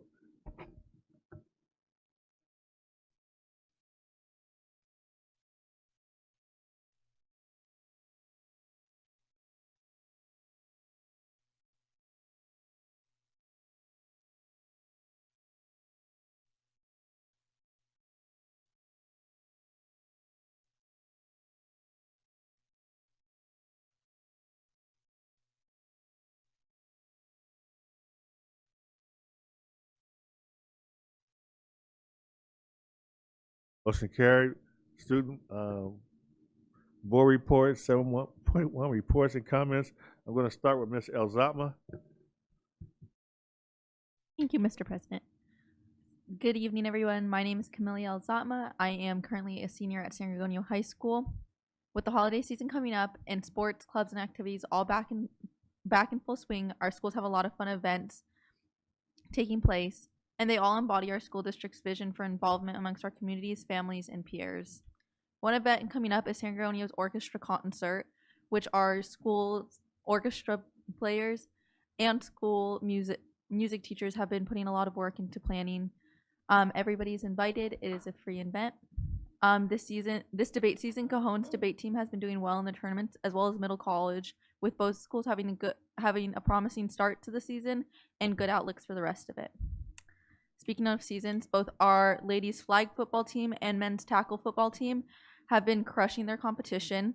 Our lady Spartans won league and are now going into their first round of CIF, and our men are looking forward to the start of their league games and hopefully a couple CIF games this season. I want to give a huge thanks to our Lady Spartans flag football team coach, Coach Spolstra, who has been dedicated to supporting, building, and organizing our ladies, and has taken on the challenge of coaching a brand new sport and a brand new team that our school has never had before. We thank him for his time, and we wish the entire school district, students, and teams good luck in their upcoming events. Thank you very much. Ms. Rosenblum. Good evening. My name is Anjanette Rosenblum, and I'm a senior. And these are some things that are happening at Pacific. At our football game this Thursday, we'll be doing a pink out spread awareness breast cancer, and we are also celebrating our senior cheerleaders starting at 4 p.m. The CTE Pathway students and Pacific Students Clubs are preparing for the Winter Family Festival that is scheduled for December 18th from 3:30 to 5:30. The spectacular choir and orchestra concert is on October 24th from 5:30 to 6:30. Our school is preparing for our WASC visit that is scheduled for the week before Thanksgiving break. And for the final thing I have to say is our biomedical lab and school-based health center building will hopefully be ready and open by the end of January 2025. I would also like to give a shout out to the CSO officers for making every day count and for making school feel safe. Thank you. Thank you very much, Ms. Rosenblum. Ms. Elzatma. Ms. Gallardo, sorry about that. Good evening, everyone. My name is Fernanda Gallardo, and I am a senior who attends and represents Arroyo Valley High School. I wanted to begin by thanking all our SBCUSD teachers and faculty members for their dedication in providing a comfortable, safe, and educational environment for all students. Something important I wanted to highlight about Arroyo Valley High School is that we will be holding our blood drive tomorrow, which was prepared and led by our Global Leadership Academy Club. And currently at Middle College, they are hosting their fall festival this Friday, and it is open for the public to attend. Yesterday, we had our very first SLAC meeting of this school year, and something I wanted to highlight about the SLAC meeting was our special visitors from Teens Make Health, and they highlighted the importance of mental, emotional, and physical health. And then one aspect of Shines that is important to me is equity as a foundation, as our district celebrates our diverse cultures, recently celebrating Hispanic Heritage Month, and soon will be celebrating Native American Heritage Month. Thank you. Thank you very much. You did a great job, ladies. Section 8, Administrative Report Presentations, 8.1, Presentation, Access to Learning for All Students program. All right, thank you very much, Board President, Mr. Tillman. So we are very blessed in this district to be able to have so many programs to service our most at-risk students. Today, we have a presentation for you at the board's request. Today, I'd like to introduce our Director of Atlas or Specialized Programs, who is our resident expert in regards to serving our students who are coming from unhoused homeless situations, as well as our foster youth and our CalSafe students who are parenting students, both females and males. And so without any further ado, I'd like to introduce to all of you today Angela Urquides, who is the Director of Specialized Programs. Thank you.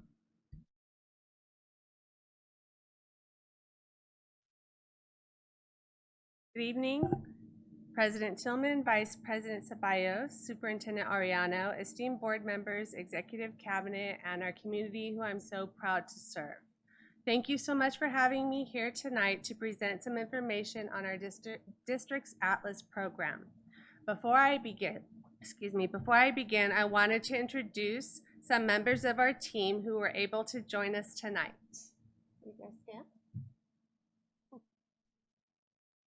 So we have Arlisa Esparza, she's one of our liaisons, Griselda Tapia, and Sonia Esparza. Give them a round of applause. They are wonderful. We are so blessed to have such a dedicated team serving our students, families, and community. Their hearts and their commitment to our community are the keys to the positive impact they make each and every day. So my name is Angela Urquides, and I'm the Director of Specialized Programs. The Specialized Programs Department oversees 4 of our district programs: Atlas, CalSafe, Short-Term Independent Studies, and the California Healthy Youth Act. And this slide shows brief descriptions of each program. Our Atlas program serves our students in foster care and homeless situations and their families. Our primary focus is to ensure we are upholding state and federal laws that protect the educational rights of our most vulnerable students. Our CalSafe program serves our students who are pregnant and or parenting. Again, our primary focus is ensuring that our supports and services are aligned with current legislation that protects their educational rights. Of course, we go above and beyond what services and the law expect of us. We collaborate with our Child Development Department to prioritize childcare opportunities for the children of our students so they can be successful in continuing their education and ultimately graduating. We provide mentoring, support with parenting and academics, and our focus is to remove barriers that would impede our students from being successful parents and students. The third program is that we also support sites, students, and parents participating in short-term independent studies. Short-term independent studies allow students to stay engaged in their learning if they're out of school between 1 and 15 days. Completion of a short-term independent studies contract supports positive attendance and ADA for our students. And finally, we support sites, teachers, and parents with the implementation of the California Healthy Youth Act. Positive Prevention Plus curriculum is provided to our 7th and 9th grade students in accordance with legislation. Information is shared with parents on how they can view any component of the curriculum as well as opt out their student of this instruction should they so choose. Here are our mission and vision of our Specialized Programs Department. As I shared earlier, our primary focus is the removal of barriers for students so they have access to an equitable education. We do this by providing supports, services, and resources to students, families, and school sites based on their specific and individual needs. So in 2015-16, our program was actually known as Foster Youth and Homeless Education. As we went out into the community, went to school sites to meet with students and families, we realized that the name of our program didn't afford discretion to those that we served. In working with our student leadership group, one of the things we asked of them was to come up with a new name for our program. One of our brilliant high school students who was living at the Salvation Army with his family at the time came up with our current name, Atlas, which stands for Access to Learning for All Students. That group of leaders also came up with our slogan, Building Relationships to Create a World of Possibilities. As young high school students who were all in foster care and homeless situations, they made it abundantly clear that positive, authentic, and meaningful relationships with caring adults were one of the most important determining factors in their ability to navigate and be successful in school and life. And to this day, almost 10 years later, we continue to focus on and understand that establishing and maintaining positive, authentic, meaningful relationships with students and families is at the core of how we effectively support and serve.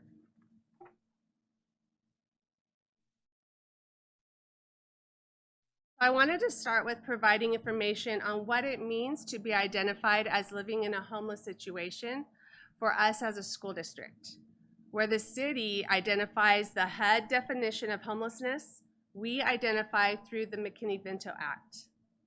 So the definition of students in homeless situations, according to McKinney-Vento, which is a federal law, it provides educational rights and services to our pre-K through 12 children and youth experiencing homelessness. So those specific living situations that would determine whether or not a child is living in a homeless situation under McKinney-Vento would be a house or apartment with more than one family for economic reasons. So that's what we determine is considered doubled up or tripled up. So those are families that live multiple families in one space. And the reason is because if I'm living with somebody and my name is not on the lease or the mortgage, they could tell me to leave tonight and I have no place to go. So it's not considered a stable place. The next one would be a shelter or transitional living program, a motel, hotel, or weekly rate housing.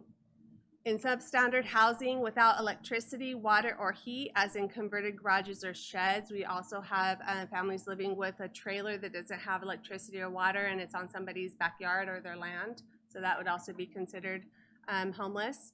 And then we also do have quite a few minor or school-aged youth who is not in the physical custody of a legal guardian. So those would be, I'm living with my grandma, I'm living with my auntie, and it's not a legal situation. I'm couch surfing, I'm living with my friends, those kinds of situations. The doubled up, tripled up is the majority of our students in our district that are considered homeless. And then for our definition of students in foster care, we identify based on the LCFF definition. And so that is under state law, a student who qualifies through an open WIC 300 or 602 case. This child may still be living with a biological parent, and that is actually sometimes a misconception with our schools, is that they see that a child is still living with a parent, but they're considered a foster child, and that's because they're under family maintenance. They still have an open case. They have a social worker, they're getting support, but they have an open case, so we still serve them. And so any of these students will qualify for services based on our educational laws. There are a few ways that we're able to identify students living in homeless situations and foster care. Being able to identify our students is critical in allowing us to provide support, services, and resources. Accurately identifying our students allows us to ensure that we are adhering to the educational rights under the law. During initial enrollment into the district, or through data confirmation with our continuing students and families, the housing questionnaire is used throughout the state to help us in identifying students living in specific situations. Oftentimes, we're able to identify students and families who share information on their living situation. They may share information with a teacher, a counselor, or an administrator at their school. When this happens, the site shares this information with my team. Many times, the community agencies that we work with directly will contact our program to let us know that they're working with a student or family in a specific situation. And oftentimes, they're looking to get students enrolled in school, or they're looking for other supports and services that we can provide. Accurately identifying students in foster care is usually easier. We use CalPADS, Foster Focus, and our partners at Children and Family Services most of the time. Once a student is identified, the Atlas program will code them in areas. Because of the high mobility of many of these students' experience, we provide an updated list of students every week to site administrators and counselors. School site staff has been trained on information regarding the specific educational rights of these students and can use these lists to ensure that they're meeting the needs of all of their students.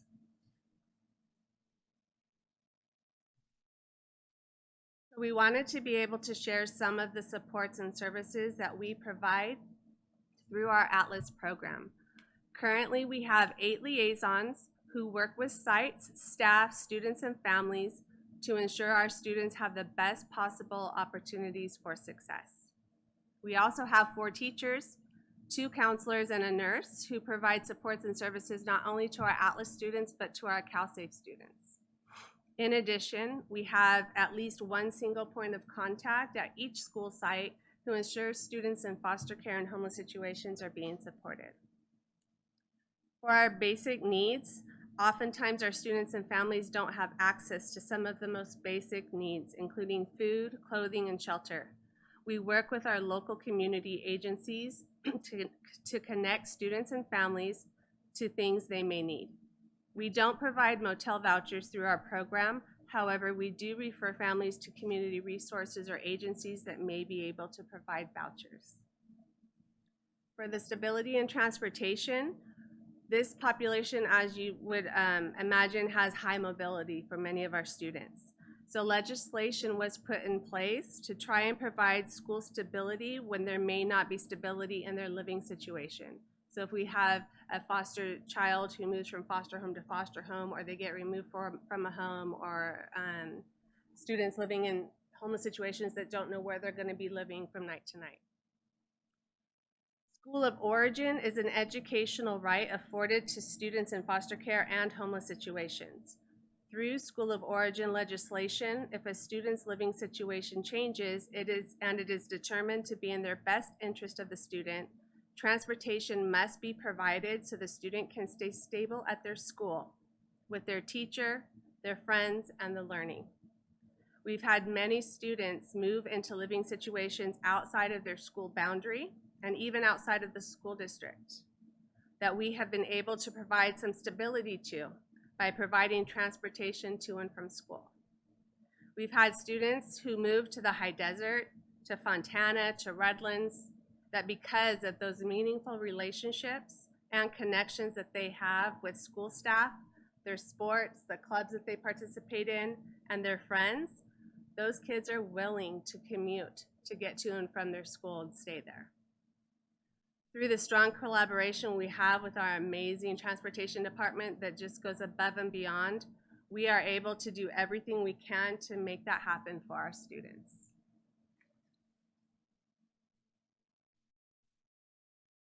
Through partnerships and collaborations we've made throughout the years, we're able to connect students and families to supports and services that they may need to be successful in school.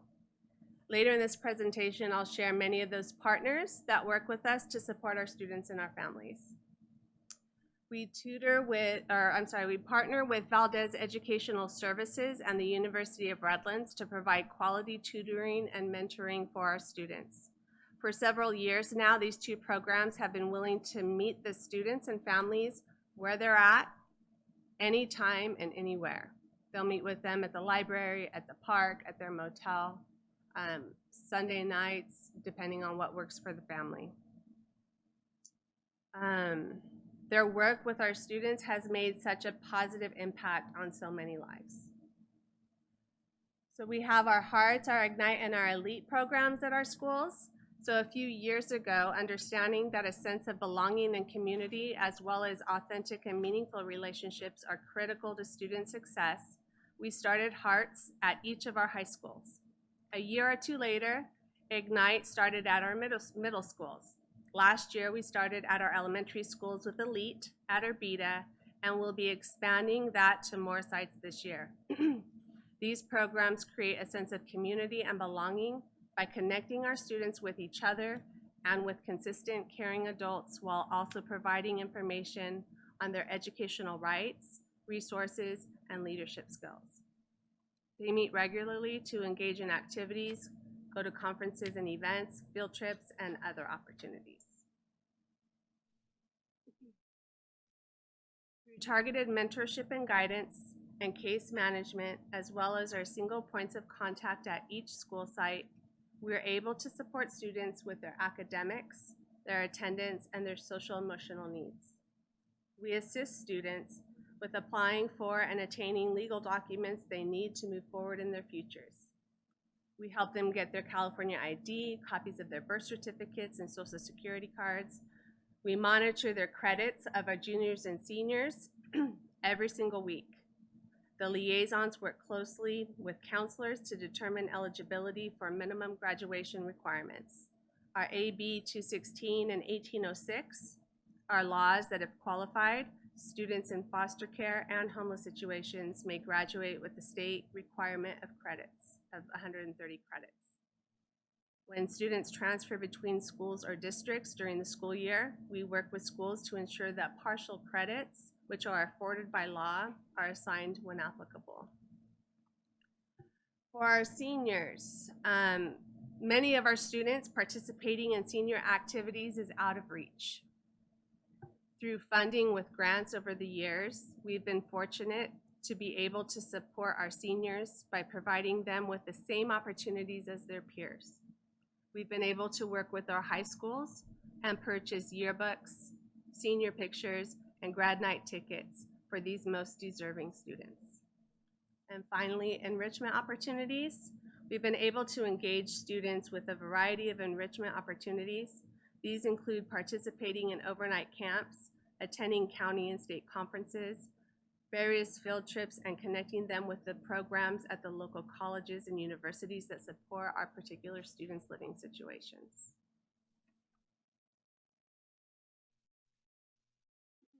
One of the things that is often asked of me is our numbers. So we re-identify every single year. So a student ends the school year, and then we re-identify through those questionnaires and other ways that I explained earlier. So as of when I did this presentation on the 11th, we had 44,536 students in homeless situations. As of today, it's 4,607. So it's gone up about 70 or so in that time. And foster youth, we have the highest population of foster youth in the entire county here in our district. By the end of the school year, we usually hover around 1,000 by the end of the year. Up to this point, we're at 654 students that have been identified as foster youth that we're serving in our district. So another question I often get is about whether or not we are working with certain community partners in county and city. So I wanted to share that we are working with the city with our unhoused population at the city parks. Sorry. So before the injunction was lifted, with Dr. Rodriguez's leadership, we were planning on creating a task force that would work with the city to do outreach at our parks. Our focus would be providing information on how the district might be able to provide programs through ICEC for those adults wanting to enroll, as well as information on child development programs for our children birth to 5. We'd also be looking for school-aged children that we could support with either getting them enrolled in school, or if they're enrolled, determine how we might be able to support them with other services. However, with the injunction being lifted, we were able to meet with the city on the 17th to discuss and plan how we might support their current efforts at the parks. We decided that we would be able to join forces with the city and other community agencies at Paris Hill Park to offer and provide resources. The first day of outreach was today from 9 to 1. Mr. Buckner from Enrollment and Placement Services and some of our Atlas team participated today, and we will be there again tomorrow. Today we were able to connect with a few families to identify current students we have attending our schools. We were also able to enroll a 5-year-old child and are hoping to get his 2 younger siblings into the child development program. Looking ahead, we are planning how we can continue to collaborate with the city, and we're also exploring how we might increase our collaboration with our faith-based organizations, allowing us to continue our outreach with our unhoused community at Paris Hill Park and Succumbee Lake on a regular monthly basis. Can I ask you a question? Question for you? Absolutely. So for instance, the students at Paris Hill Park, are those students that have been with the district for a while, or are they coming in from other areas, or? This particular family, as is with most of our families that are in these situations, they've come and gone in and out of our district quite a few times. Gotcha. Yeah, so they moved around a lot, they've come and gone. But now that we met the mom, we've identified those students. We already had our liaison who knew of them, and so we're gonna do an extra effort to make sure we bring them in to get them the services and support. And there's no extra, in dealing with the county, there aren't additional resources for families that have children to ensure they have housing? There are a lot of resources out there. That's what I thought. Absolutely, and every single family's situation is unique Right. to them, so it just depends on their situation. And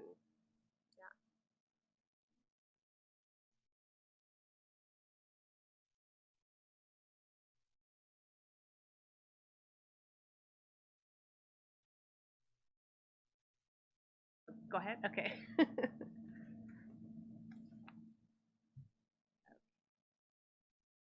Collaborative partners. So I previously spoke of our collaborative partners. We couldn't provide the highest level of support and services if it wasn't for them. Our partnerships are critical in our work to remove barriers for our students. The next few slides are about our partners outside of the district, but I would be remiss if I didn't mention the collaborations we have within our district departments. The strong, dedicated, and passionate leadership we have within the departments of our district allows for us to do what we do. Their leadership allows our students, schools, and the Atlas program to feel supported and to be successful. So I want to acknowledge and express my sincerest gratitude for their leadership and support. So up here I put them in different categories. We have our housing and shelter. So whenever we have a family completely dependent upon the situation that they're in, or even a minor. So we have some students that might need to be in a shelter. We have TAY, which is transitional age youth housing. And then we have the KEYS program. So one of the families that we were working with today, they had gone through the KEYS program, but situations happened. We have our local group homes. We have our shelters. We have our domestic violence shelters. So depending on the intake that we have with that family, will determine where we go to get them the resources and support that they need. Utility assistance, so we oftentimes, times are hard right now especially, but falling on hard times, getting behind, we work with those agencies to help support, and they're just absolutely amazing working with our families, making sure that they keep the lights on, they keep the water on. Clothing, hygiene, supplies, and toys, a lot of partners that we work with. There's never a need that we have that isn't met by somebody that we are working with in our community.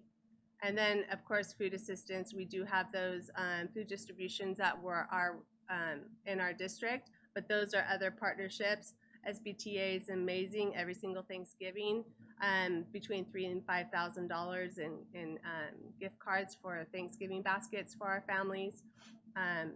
Local churches donate. We do a lot of stuff for the holidays for that.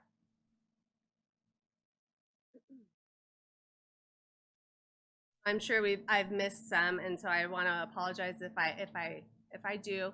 But any kind of referrals that we have or faith-based collaboration that we are doing, those are many of the organizations we work with.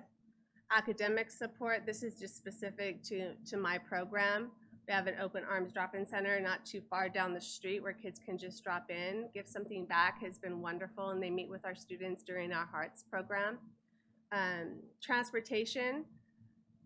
I couldn't do it without our transportation department. So we do have the kids ride free on Omnitrans, but we also have bus passes for the parents if the parents need a bus pass so that they can help their kid get to and from school. We utilize Hop Skip Drive, which is like an Uber for kids. That's an amazing service. Those are our kids oftentimes that are out of the district, so Fontana, Redlands. We'll pick them up at their house and bring them to school, and they'll modify the schedule for them if they have soccer practice or theater, and really, really excellent service. And we also have Zoom that's like a mini bus, but it's like an Uber where when our kids are out in the high desert, we don't have a Hop Skip Drive. The Zoom comes and brings our kids to school every day and takes them home. And then we also have gas cards for our families that do have cards that we're able to help reimburse so that they can get to and from school. And we do monitor their attendance to make sure that they're getting to and from school. How many students, just ballpark, are commuting further than like 3 miles away through these services? Oh, goodness. I can get that information to you. We do have a data dashboard. We can have last year's data would probably be the best year since we just started this year. Right. I can get that information. That'd be to interesting you. to see. Yeah. And the biggest cost that you see for homelessness is the cost of housing? We don't pay for housing. We No, just I'm just do saying, referrals. the people that you guys interact with, is one of the biggest problems the cost of housing? I can't hear you. Housing is extremely expensive. Rent has gone up Right. Tremendously. There's also the situation if they've had an eviction, Right. then they're not going to get a rental agreement. So there's a lot of reasons why. And when you mention that they don't have money to pay for utilities, it means they're really on the edge. They might even be able to afford the rent, but then they can't afford the utilities.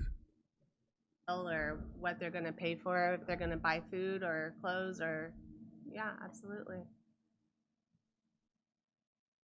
Laundry, we were just working with a family today on some supports on how to get their laundry taken care of through the Hill Community Center.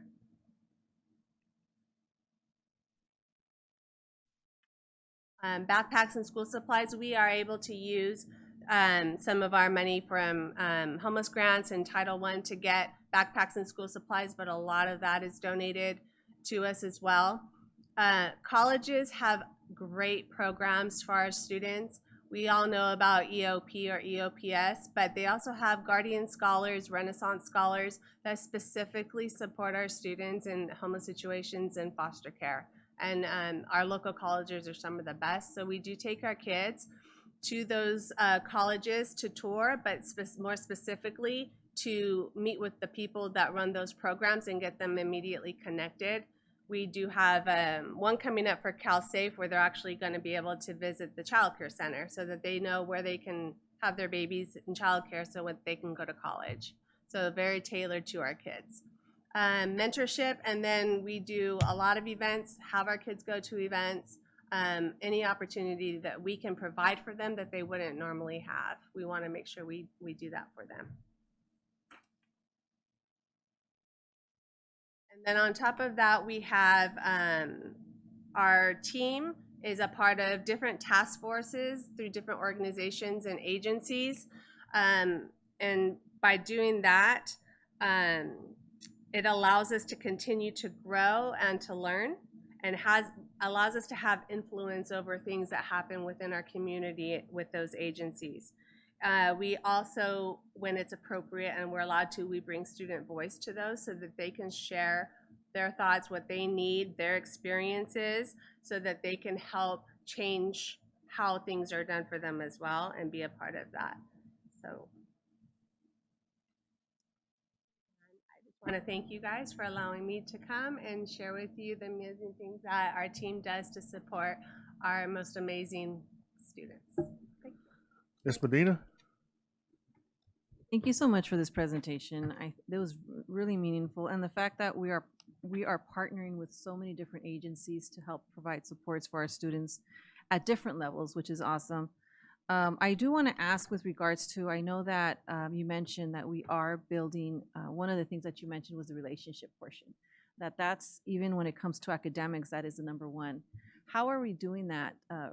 What does that look like, I guess, with our students in the school sites? Is it where you were training staff within the school district, the school site? What does that look like? I'm just curious. So we do work, the liaisons work together with the counselors, the administrators on the campuses to create these programs for our kids in those specific situations.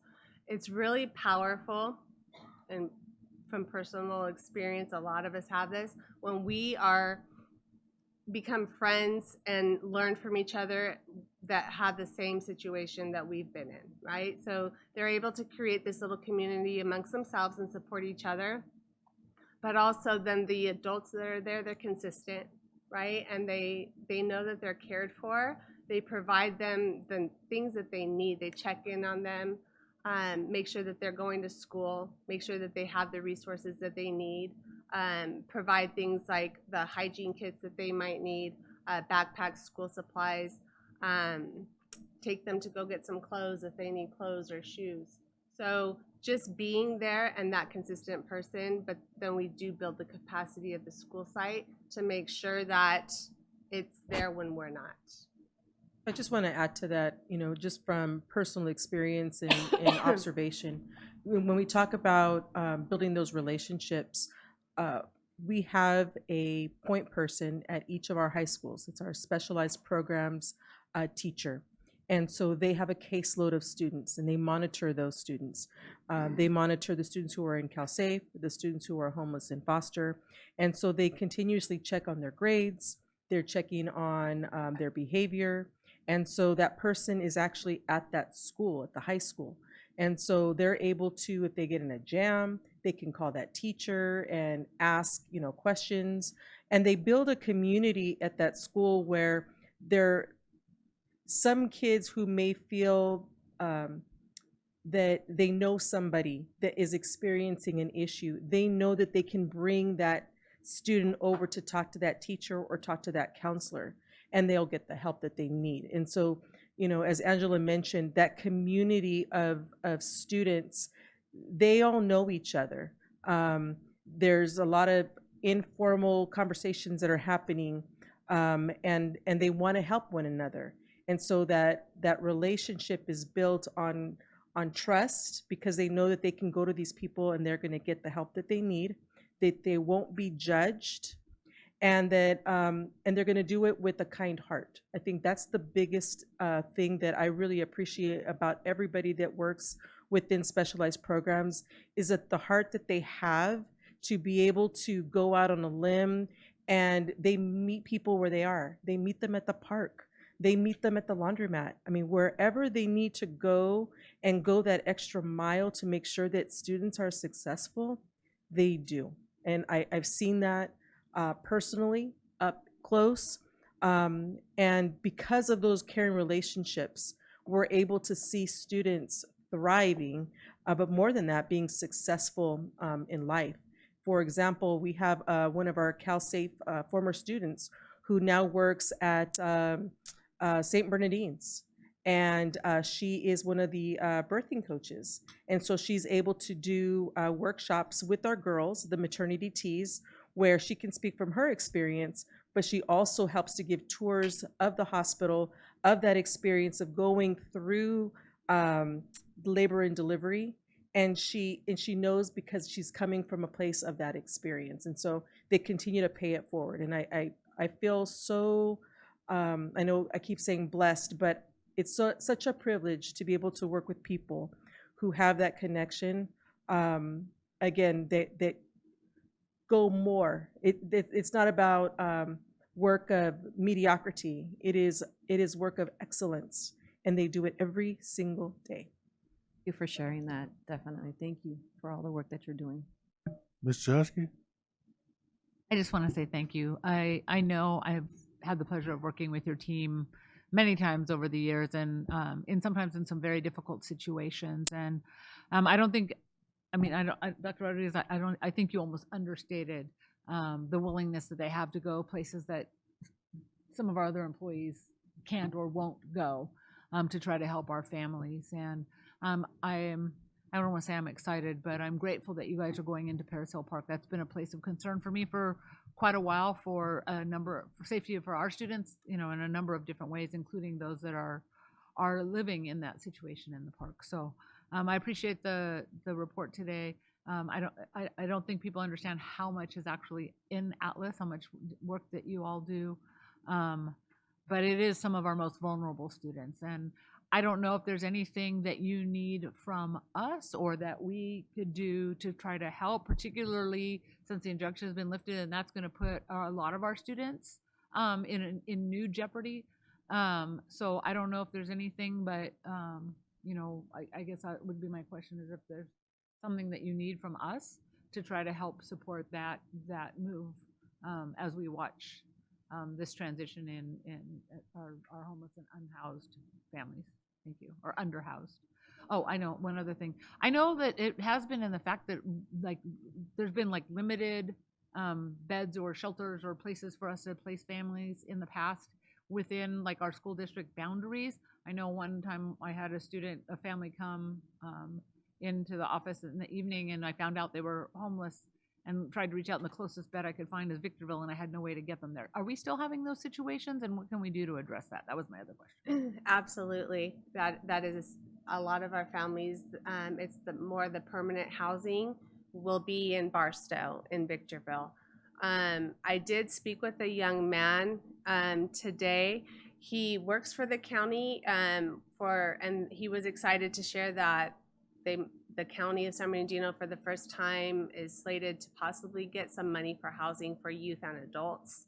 So there's this understanding and knowing that there is that need, and I see that things are being done about it. But the housing, the fact that the money, and he wants to bring us to the table when we're talking about what the needs are. So that's going to be a great opportunity to really make an impact. But the housing is always an issue, absolutely. Mhm.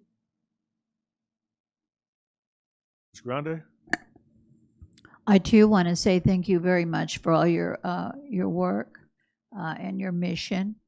And also, I think that one of the things that I would like to see you have is more of an ability to get the word out on this program and what we do and what all these partners do, because it's great to see them just so cleanly. This is a very wonderful slide, and I want to shout it to the rooftops. I think there should be posters. How I would like to just myself personally, I'd like to invite you to come and speak to my Kiwanis organization and also the Rotary Club, which I belong to. And we're always looking for speakers, and I'd like to reach out to you to have you come. And every time I bring someone to them and they hear these things that, for me, they're very familiar, and you have a room full of people that you hear anything as seen for the first time. They have no idea. They like to say, oh, somebody should do this or somebody, but it's being done. It's here, and you're that proof. So I honor you, and I will like to speak to you about that. Thank you. Yeah. Thank you. You know, I was involved with a homeless student, and your office was able to provide this unaccompanied homeless youth verification for the purposes of federal financial aid. I just want to say that's a big deal, because even when he left high school, the student was able to enroll in a community college, and because of this letter, he was able to get financial aid, and he didn't have a relationship with his parents, but only because of his letter, he didn't have to get information from his parents. So I would just encourage you, if there's some way we can almost make that standard for students who are high school students who we can give this letter to, and then tell them once they have the letter, when they go to apply for financial aid at the colleges, that will enable them to really streamline the process. Because I actually helped them fill out the paperwork, and you went from after filling out 20 screens to one screen. So I want to first just thank your office for doing it. It was Vicky Lee that happened to do this one, but it just made a huge difference in this young man's life. And I really think it made a difference in allowing him to be able to go on to college. So I want to thank you for your work you guys do. Mr. Ariano. Thank you, President Tillman. First of all, Angela, thank you to you and your team for the great work that you do. I had the honor of hearing the specifics of your program just a couple months ago, and it was just overwhelming how much you do for our students that a lot of people don't know about.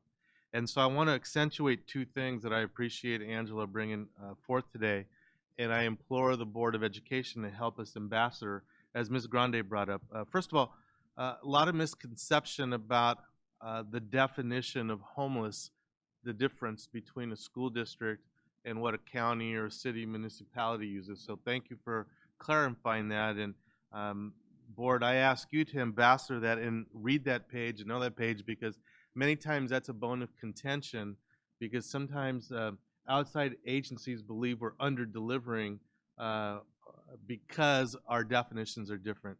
So I will support Angela in asking all of us to make sure we ambassador that difference definition. But then the second point, which I was so happy Angela did, and you did it so better than I even had it in my mind, was combating this misconception. And we've heard it a couple times, people coming here, elected officials, aspiring elected officials, this misconception that the city of the San Marino City School District is not partnering with other agencies out in the community to help the homeless or our displaced families. And what was nice, I believe at the last meeting, there was a person who's running for election who had kind of said, hey, let's try to get the district and other agencies. And so when I met with Angela and she provided all this, I was happy to go to the individual and say, look, this, and she appreciated that information. So I implore all of us, because that is a vital issue in our community right now. It's a hot topic. It's an important topic. And so the more we can ambassador and let the communities know and help Angela and her team get the word out that we are working with other agencies. And the way Angela and her team have set it up by categories, This is a beautiful thing to replicate. Maybe put it in a pamphlet, like a little trifold, and hand out so that we can combat that misperception. So thank you for taking our words and putting it in such a great visual, and thank you to your team. Appreciate it. Thank you for your presentation.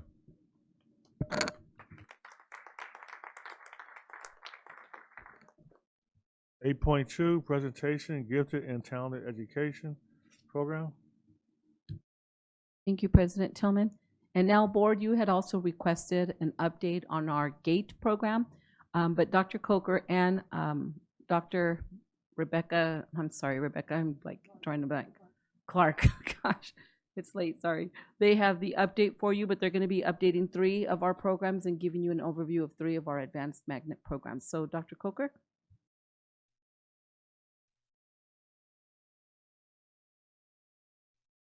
All right, good evening, Board President Tillman, Superintendent Ariano, Board, Cabinet, and of course, members of our community. So my name is Dr. Coker, and I am the Director of Elementary Instruction.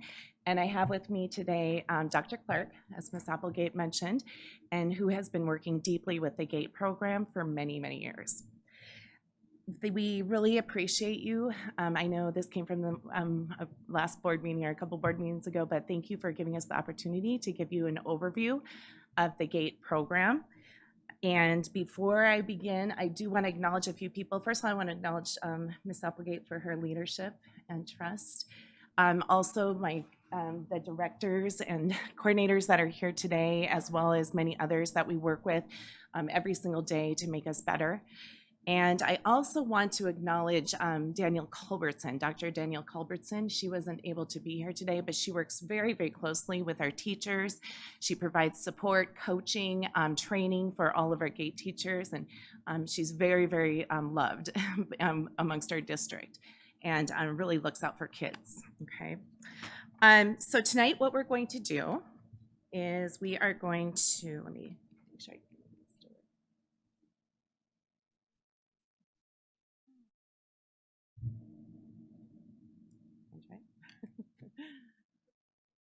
Okay, there we go. All right, there we go. That's all I need to do. So tonight what we're going to do is we're going to provide an overview of our magnet programs. And so we're going to start with accelerated kindergarten and what accelerated kindergarten is and the criteria for entrance. We're going to talk about Vanguard programs, and we're going to talk about GATE. With that, we're also going to discuss the criteria for placement and classification, and then we will go into the teacher training and certification.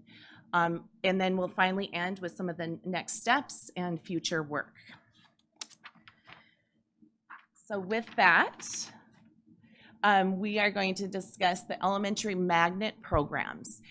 We do have magnet programs at 9 elementary sites, and we have what's called accelerated kindergarten, and I'm going to go deeper into that in just a moment. We have the GATE program. We also have Vanguard programs, and they're associated grade levels with each. So the kindergarten is kindergarten, and then Vanguard is 1 through 3, which is prior to GATE identification, and it also encompasses GATE identification within their grades. So we'll discuss that, and then grades 4 through 6 is our GATE programs. Oops.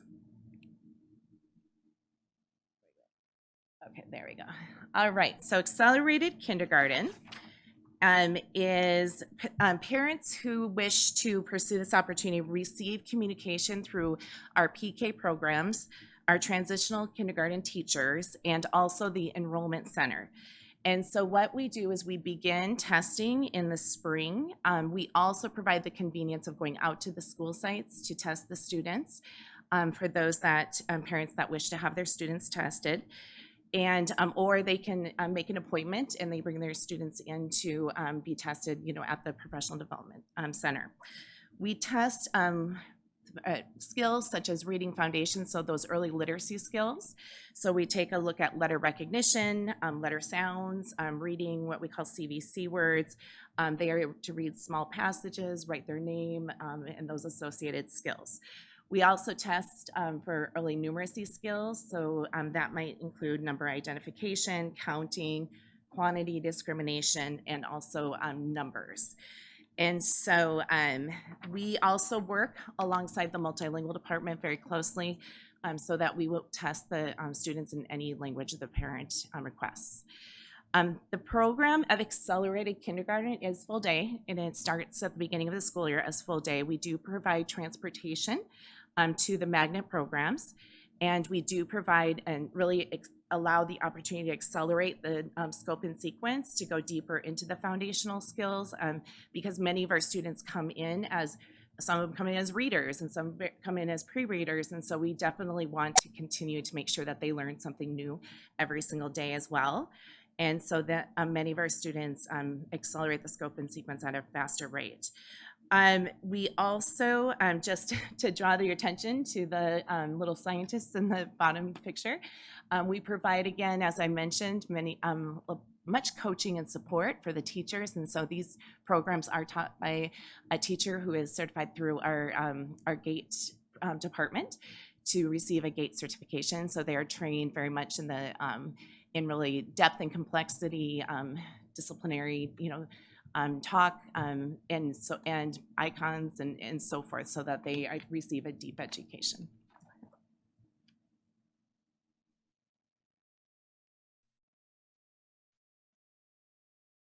All right, so the Vanguard program is our students from kindergarten continue on into what we call the Vanguard program. And so that is grades 1 through 3.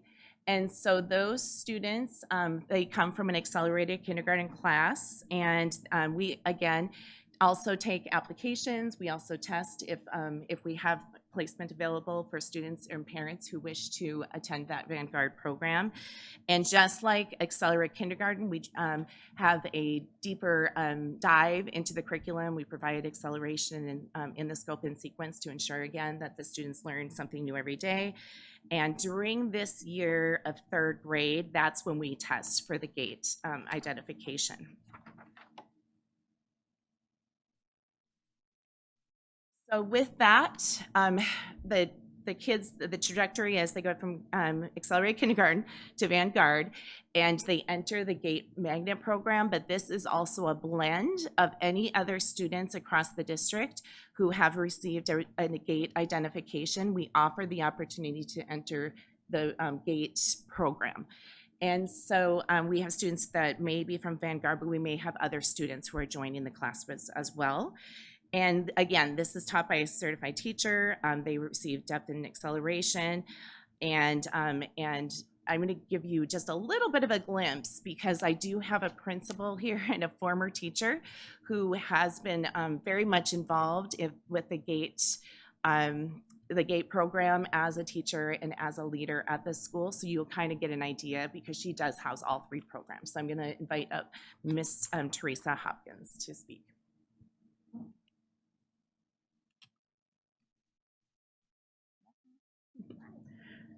All right. Good evening, Board, President Tillman, Vice President Ceballos, Superintendent, Executive Cabinet, and all members of the board. My name is Teresa Hopkins. I'm the proud principal of Ramona Alessandro for the last 4 years. And soon I will be beginning a new chapter at Hunt Elementary. So I want to thank you first for your trust that you've placed in me, and I'm excited to lead this new opportunity with the new community. So tonight I'm honored to be here to speak about my experience with the Gifted and Talented Education Program. And so having been a GATE classroom teacher for over 8 years and now serving as an administrator overseeing a site-wide magnet program, I've witnessed firsthand the profound impact a strong GATE program can have for our scholars. GATE classrooms create unique learning environments that cater to the needs of our gifted students. It allows them to thrive and encourage them in their individual strengths, their talents, and learning styles. And one person that we really draw on is Sandra Kaplan. She's a prominent expert in gifted education. So students in the GATE programs, they learn differently, just not merely faster. And so they require deeper inquiry, greater challenges that go beyond some of the traditional classroom instruction. So things by principles that we draw on are patterns, rules, big ideas that we pull into our curriculum, and we encourage our students to think like experts, where they're able to then synthesize and analyze information. And so our role as educators is to nurture that complex thinking and provide an environment where students can question, they can analyze, and they can explore what they're learning. So in my time as a GATE teacher, I saw how deeply students engaged in learning when we designed differentiated instruction that taps into that critical thinking and creativity. GATE students are not passive learners. They are creators, thinkers, collaborators, and they thrive on inquiry-based learning as well as problem solving. And so, for example, when teaching students about the ecosystems, instead of simply memorizing those facts, GATE students might explore how organisms are interconnected, how they investigate environmental changes or ethical issues related to that human impact on the ecosystems. So this depth of learning is fostering lifelong curiosity, and it equips our students with those skills that they need to transcend the classroom. As an administrator, for me, I see GATE as a microcosm of what education could be, where we are increasing individuality and curiosity at the core. We're driven by differentiated learning. We tailor to students' abilities and interests. We have flexible, student-driven learning menus in the GATE program that allow students to choose tasks that align with learning objectives, but they're tailored to their preferences. So it might be that they're analyzing literature, they can create visual representations of different themes. And so we're not only supporting the academic growth, but we're also strengthening the students' independence and decision making. So project-based learning is really another powerful strategy that we draw on in GATE, and students dive deep into these topics, applying their knowledge to real-world contexts. So for instance, when studying historical events, students don't just recount the facts. They may develop presentations, write historical fiction. They might create documentaries that explore alternate outcomes, pushing them to think critically and about cause and effect. And so these experiences as well help them see complexity and possibilities that are going to be successful in any field. So critical thinking and creativity are non-negotiables in the GATE classroom. We draw on things like Socratic seminars, debates, and also inquiry-based learning that engage students deeply in that content, and they think beyond just a surface level. So they become problem solvers and innovators, skills that will serve them in all areas of life. Administratively, I believe that we need to ensure that our GATE programs receive these necessary supports, including things that they've mentioned as professional development for teachers, adequate resources, and having that flexibility to have an experiment with innovative teaching strategies in the classroom. So we want administrators who are able to support that and support the teachers exploring those opportunities. So supporting our GATE program strengthens the development of our future leaders, our thinkers, and problem solving, and building problem solvers. And so with the right resources and guidance, GATE classrooms will continue to be the center of creativity, challenge, and collaboration, ensuring that every student has an opportunity to thrive and reach their full potential. So thank you for your time and continued support of our GATE program.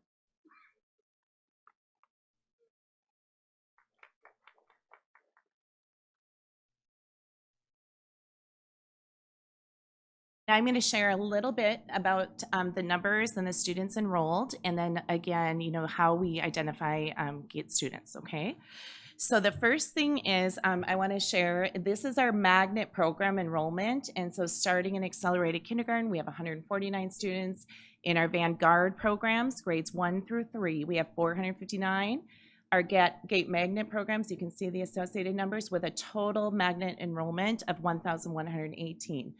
of that total, these are the percentages of our students who are represented in these programs, and including our African American students, our English learners, our reclassified students, and our students with disabilities.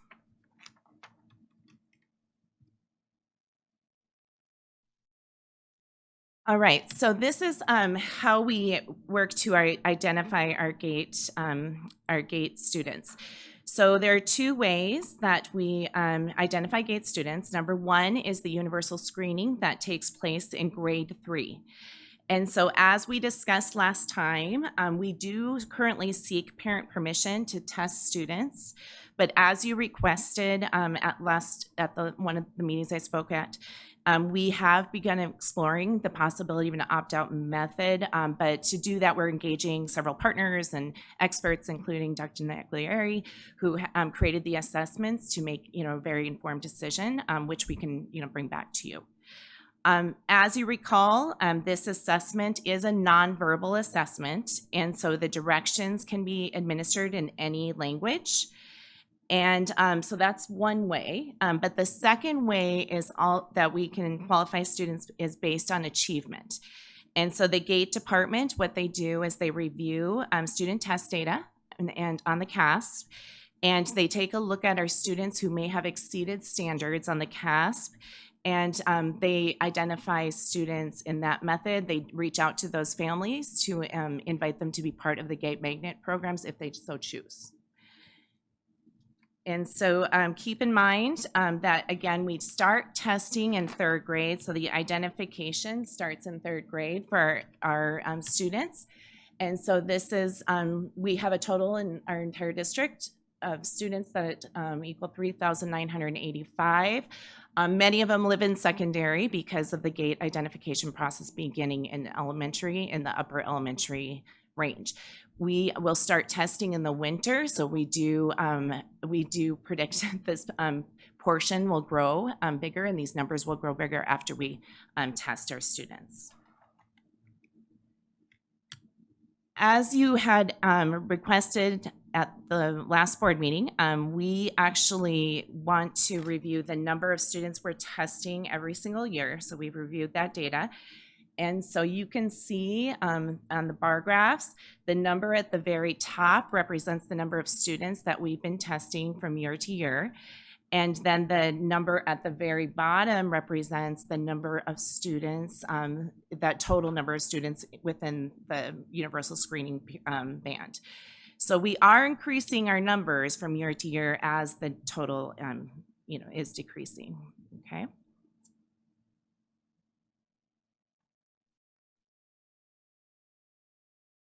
So I'm going to have Dr. Clark share a bit about the teacher certification program that we've had in place and speak a bit about that. Okay. Good evening. One of our signature pieces of our elementary GATE program is our GATE certification opportunity for district educators. And what that is it's an in-district program to certify teachers and provide them with strategies to teach gifted learners. And it is presented, as Dr. Coker mentioned, by our GATE program specialist, Dr. Danielle Culbertson. We present it in a blending learning model. We have 2 sessions per year. One runs from August through December, and the other one runs from January through May. And teachers commit to attending 1 Saturday per month for those 5 months. And then they have implementation and follow-up assignments that they complete within the classroom setting in between those days.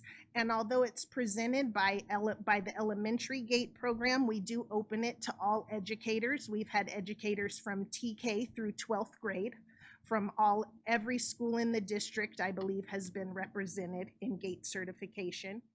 And the focus of it is on differentiation through several methods. So depth and complexity is the most common. You've probably seen little icons that are called the prompts of depth and complexity, and those were developed by Dr. Sandra Kaplan that Mrs. Hopkins mentioned.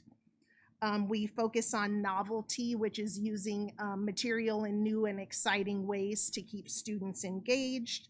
Universal themes, thinking like a disciplinarian, which you saw a picture of with our kindergartners dressed in their lab coats because they're thinking like scientists that day. As well as accelerating the curriculum and enriching the content. And as part of this program, we have a collaboration with the University of California, Riverside, where our teachers can earn credits through UCR.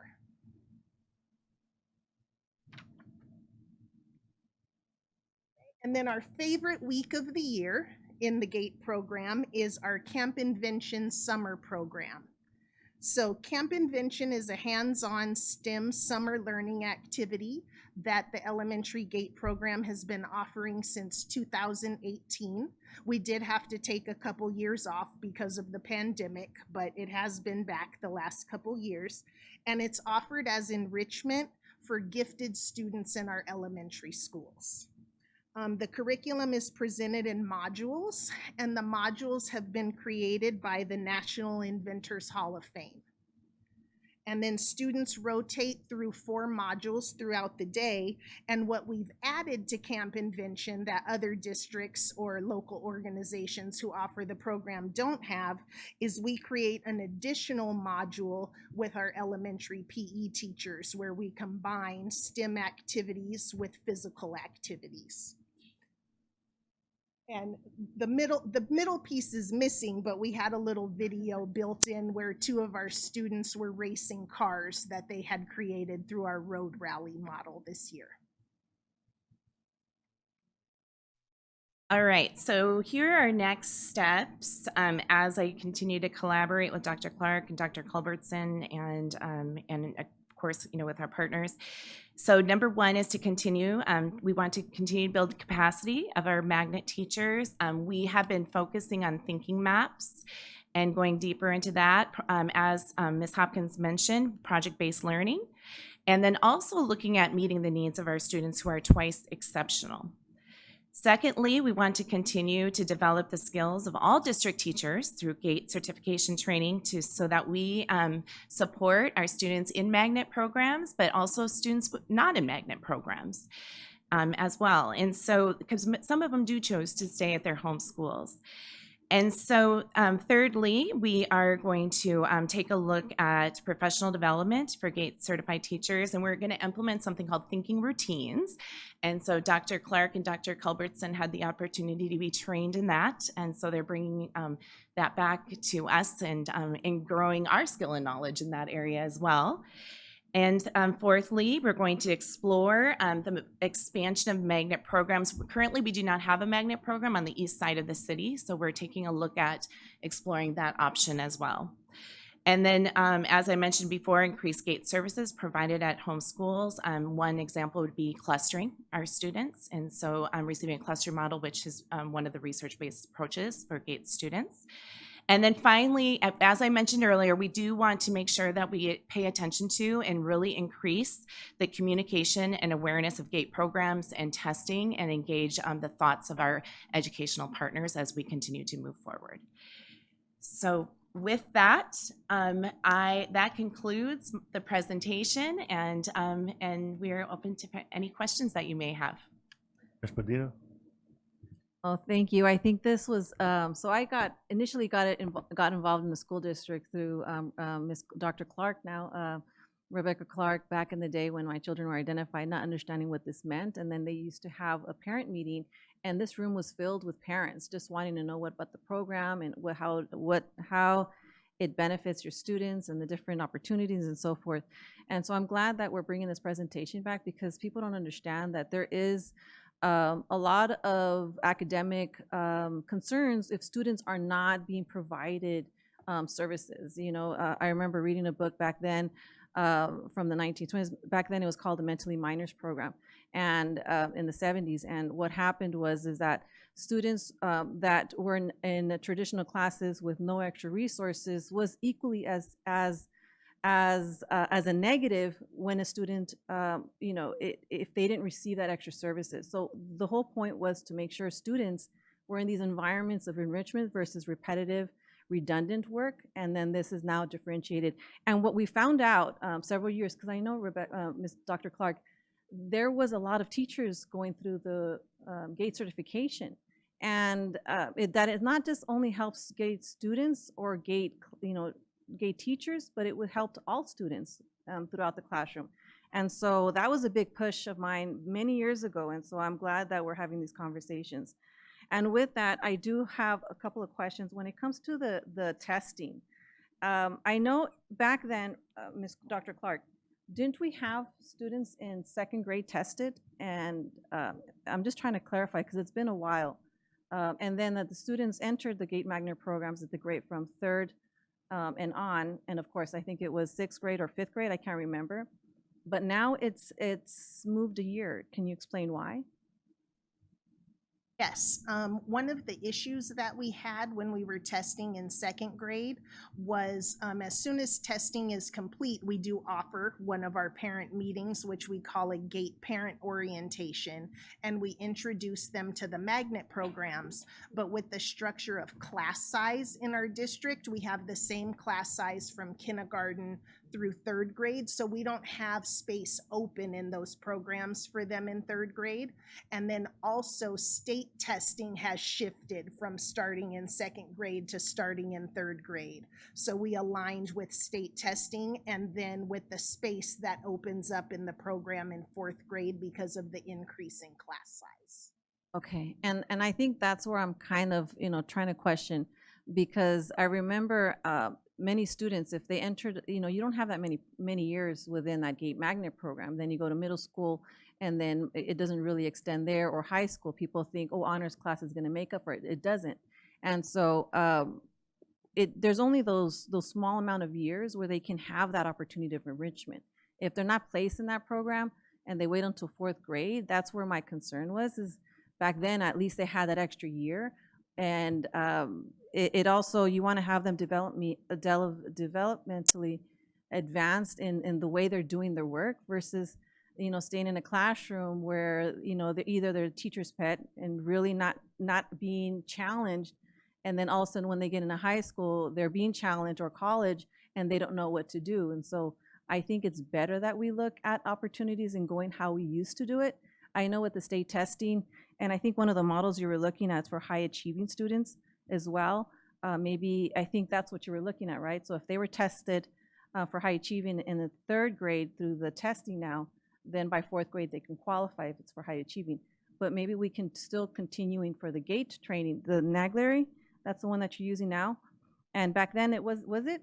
Back then it was the Ravens. The Ravens reason test, we right. switched is it's a very similar test, but the Ravens wasn't updating their norms anymore. So you were comparing the performance of students now to the performance of kids in like the 80s and 90s. Okay. So we had to move to a more updated version of the same type of test. Yeah, so that would be my recommendation, is trying to look at how can we go back into that model of starting testing, because we did all second graders, all fourth graders at one point. At one point it was second grade and fifth grade. In fifth grade. And before that, I believe it was, when I was teaching in the middle school, it was second, fifth, and eighth.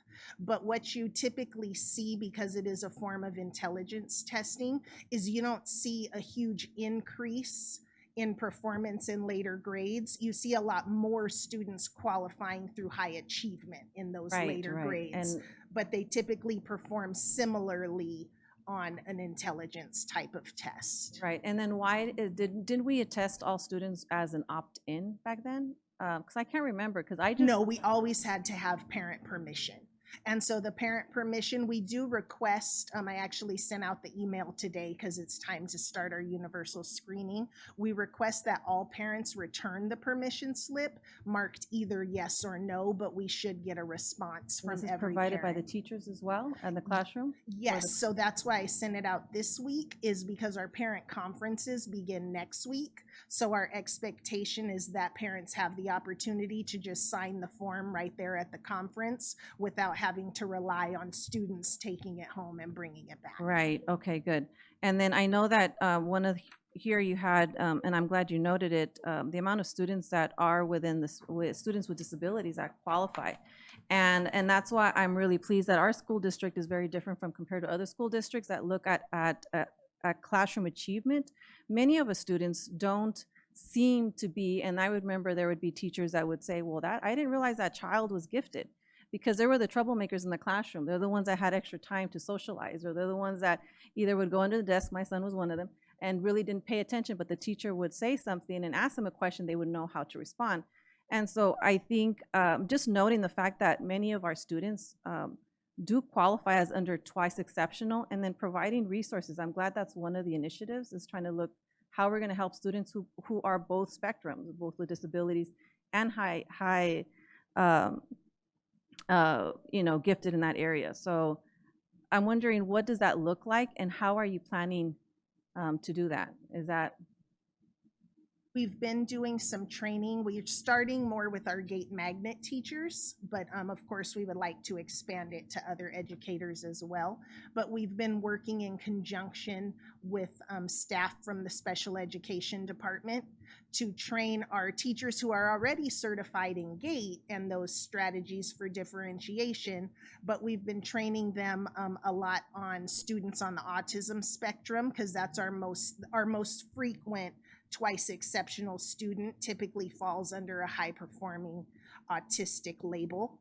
And so we're working directly with those teachers to learn additional skills for working with students with autism to start with, and then we'll expand from there. And then how many teachers are participating in your in the GATE certification program? In any given year, it's between typically 70 to about 90. Because we do the 2 sessions, so we'll open it up depending on funding and just enrollment of the teachers. We have group sizes typically of 35 through 50, but not everyone finishes the whole 5 months. So if we start with 100 teachers, about 90 will usually finish. And then you mentioned the funding. Has there been a decline in funding within the GATE department? I know I'm asking a lot of questions, sorry. Within the GATE department, because I know that was a big push many years ago. I'd say like 10 or 9 years ago. Do you think there's a decline in funding and supporting you and making sure more teachers not necessarily a decline in funding. The funding tends to stay the same, but then obviously we have inflation. So the materials that we purchase for the training cost more, but we haven't had a decrease in our funding. But there hasn't been an increase. And then I know that I think one of the concerns were many of our teachers, and maybe you can correct me if I'm wrong, do they get paid? Is there a stipend for them once they as they go back into teaching and they have the GATE certification and now they're teaching in this way? Is there funding for them? So initially, when we started our in-district certification, teachers were coming voluntarily, but once GATE was allocated money through LCFF funding, then we were able to start offering a $500 stipend, but that's for completion of the whole 5 months of the program. There isn't any additional pay once they get certification? No, it's just the $500 stipend for attending the training. For attending the training. Okay. And then I do have one more, I believe it's one more, is on the universal data screen. I guess I wanted a universal screening band. What do you mean by that? That was one of the questions I wasn't, you know how you mentioned, I can't remember exactly how you framed it, but what does that mean when you look at the slide? Universal screening band you mentioned. I think it was just the numbers across the bottom are the students who were included in that grade level when we conducted the universal screening.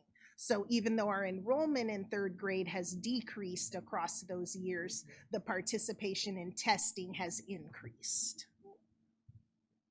And then also in the future, I know this was a numbers that was spread back then, was that 20%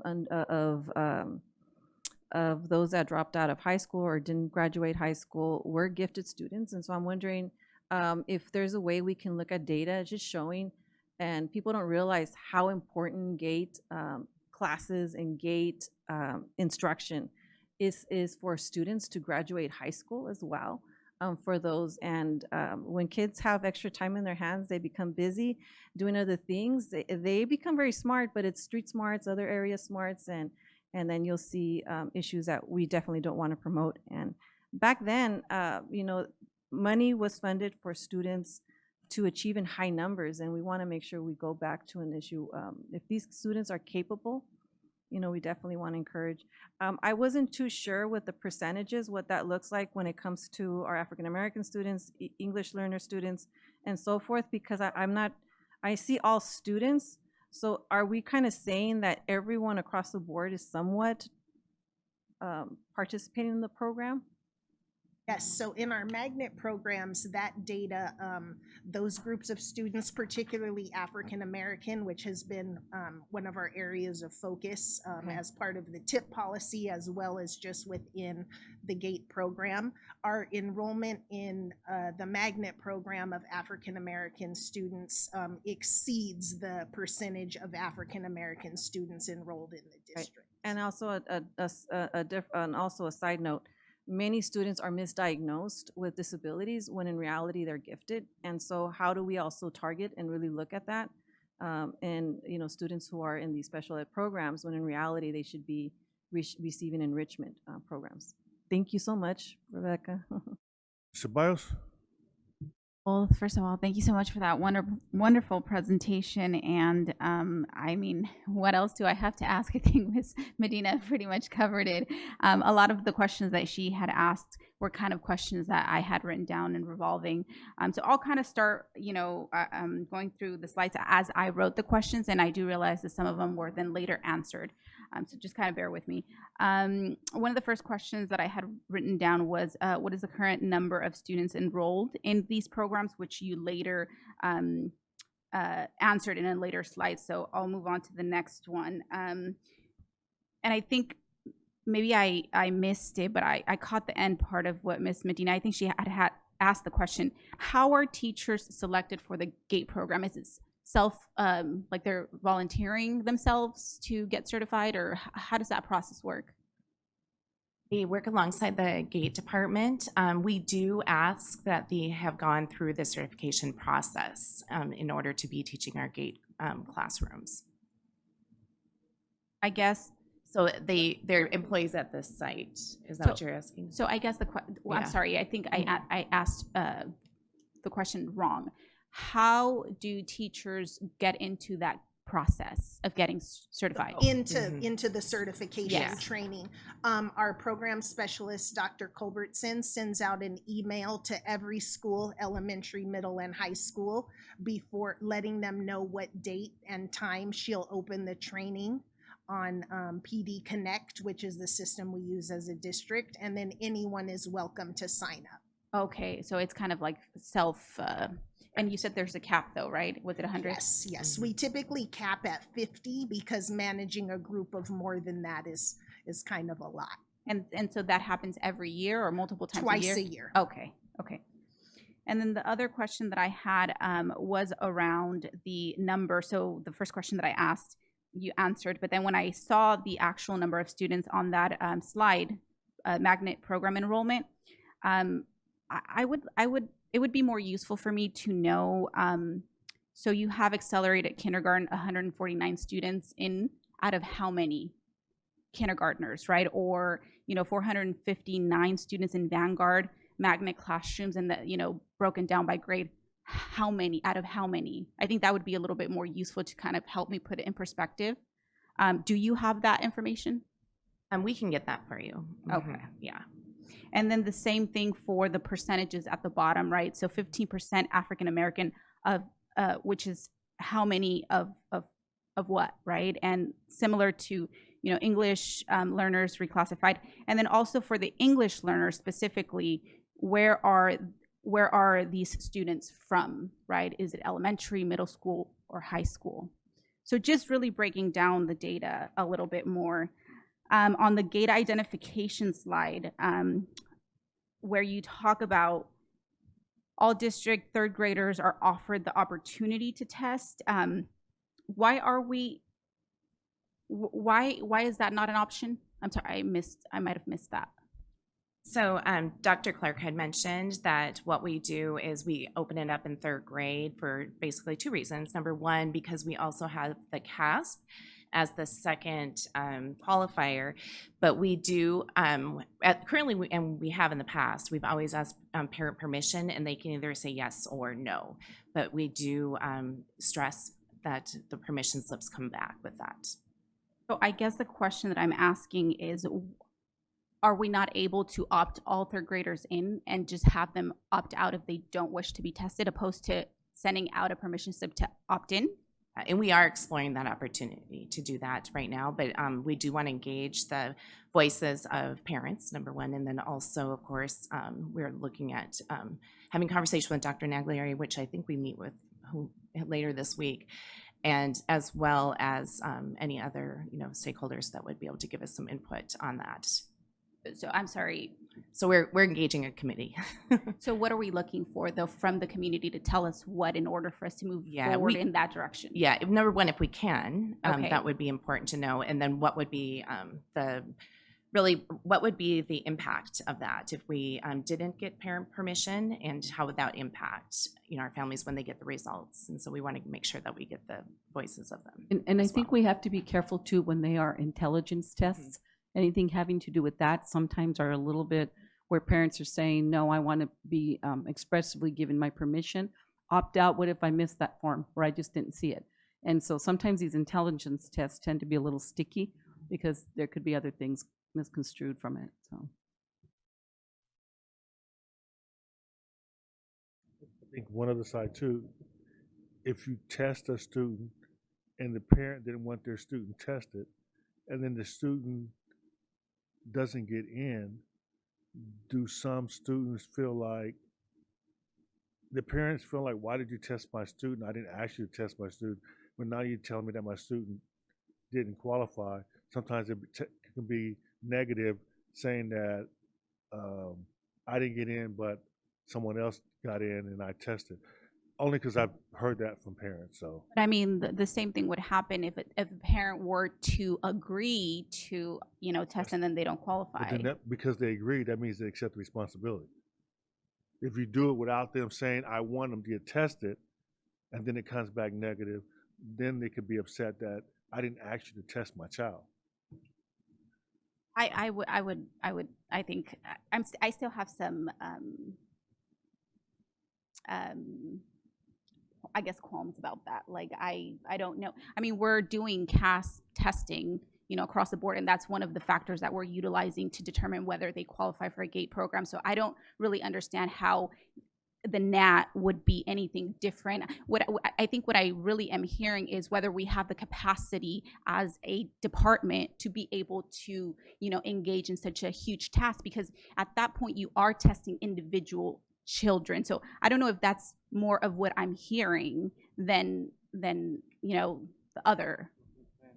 So let me just kind of build on what Ms. Applegate was saying. Is over the last couple of decades, there's been a lot of criticism, sometimes just, sometimes unjust, that intelligence tests may have some cultural biases to them.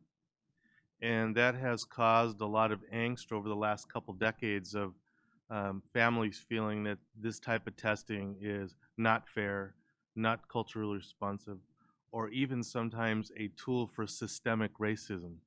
And so an opt-in was the best way to address what President Tillman was saying, so that parents feel like their child was not made to do something that wasn't intended for them to be successful in the first place. So the opt-in was a better way to manage any allegations that teachers or the district, the system, may be testing kids without a parent's permission to do a test that sometimes is viewed as not being culturally responsive or appropriate. And I can see that if the outcome would result in something like putting a student in a special education program, because that would be more like detrimental to a student. But if you're just going to leave the student as is in a regular classroom, I would not see the problem with that. But aside from that a little bit, then, the question for me becomes, well, then why are we using these tests in the first place if that's the concern across the board? Could we explore different options then to be able to universally screen, students, opposed to, because a lot of times, let's be realistic, a lot of times parents, get the, forms in their backpacks, or, sometimes there's a break in communication, especially with parents that are, English learners, even if forms go out in Spanish. We have a history of, parents either not getting the information, or so there's a lot of missed opportunity there, and that's really where my concern is coming from. Just to be clear, I want to make sure the word was perception. Perceived that the tests may have some sort of bias to them that are unfair. So I'm not saying the tests are unfair. That's just been the conversation of the last 2 decades. That's been the criticism of a lot of the intelligence, that there's a perception of a cultural bias. So I just want to make sure I made that clear. Thank you. So just, to put it out there, if we could, I personally would really like to see an opt-out option. I think to be fair and give, all students the opportunity, and not just those students that have parents that are, that either understand or speak the language, or, are more involved parents, or what have you, right? So that was just the point behind that.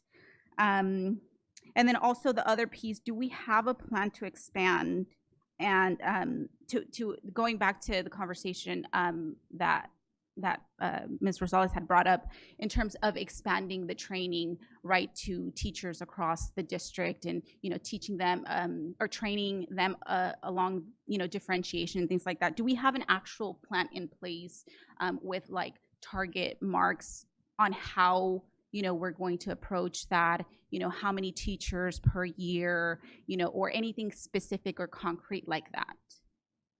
So right now it is open to all teachers across the district. And again, we ask that the teachers who are teaching the GATE courses to be certified, okay? But we also have opened it up to other teachers along the way, and that's what Dr. Clark was sharing, the numbers along that line. And then also many of, the components of the training that Dr. Culbertson has put into place, we have expanded beyond just the GATE training. So for example, thinking maps, that's something that many of our schools are engaged in that work, and that continues to expand as well. Okay, thank you. And then let me see if I had missed anything. Just the last question that I have, when it comes to your slide on universal screening data, I guess I just wasn't clear. So you said you have numbers at the bottom. So for example, the 21-22 school year, 4,000 students, is that the number of students that were assessed? And then at the top, 2,141, that represents what? Well, the 2,141 represents the number of students assessed. And so I'm giving you the total number of students in 3rd grade that would have been part of that universal screener at the bottom. It's showing that fewer students were assessed, more got in though. So what it's showing is that every year we're actually increasing the number of students that we test. So if you notice that at the top, those are the number of students we've tested from year to year to year. And then at the bottom, those are the total number of students in that grade level. And so that number actually has decreased. Yeah. So in that slide, though, what we're not able to see is how many of those students that actually tested got admitted into the program. So that would be on the next slide. And so, for example, this last school year, if you notice that the numbers are the same, so 2,377, where that was the number of students that were tested. And then on the universal screening data slide, 297 students qualified. And so a question on that particular slide, out of the English learners and reclassified students, do you know how many of those are in elementary versus secondary? These are all elementary students. Yeah, all elementary. Okay, thank you. You're welcome. I had a question based on some of the conversation with Ms. Medina.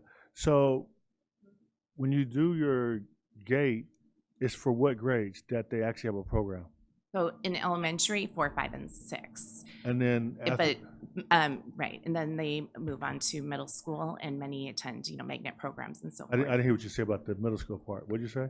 Oh, I'm sorry. Then when they go to middle school and beyond, we have many of them, well, even in 6th grade, we have a lot of students that attend magnet programs in 6th grade, such as Richardson, Rodriguez. The lottery and programs Chavez, yeah. in middle school. Yeah, because I know it was in the 70s, but I was in the MGM program. But at that time, they would call your parents and say, "Hey, we recommend that your child be tested," and then you would agree to the test, and then they would say, "Okay, you passed the test. Do you allow your child to participate in the program?" Right? But it was, I know it was a long time ago, but it sounds like it's almost the same. After the elementary thing, there's nothing. It just drops off. Are there any programs where somehow they keep doing stuff for those students other than the lottery schools? So primarily, we have the lottery schools, but then I know Dr. Venkatesan shared a bit about some of the advanced learning opportunities that exist in secondary schools beyond that.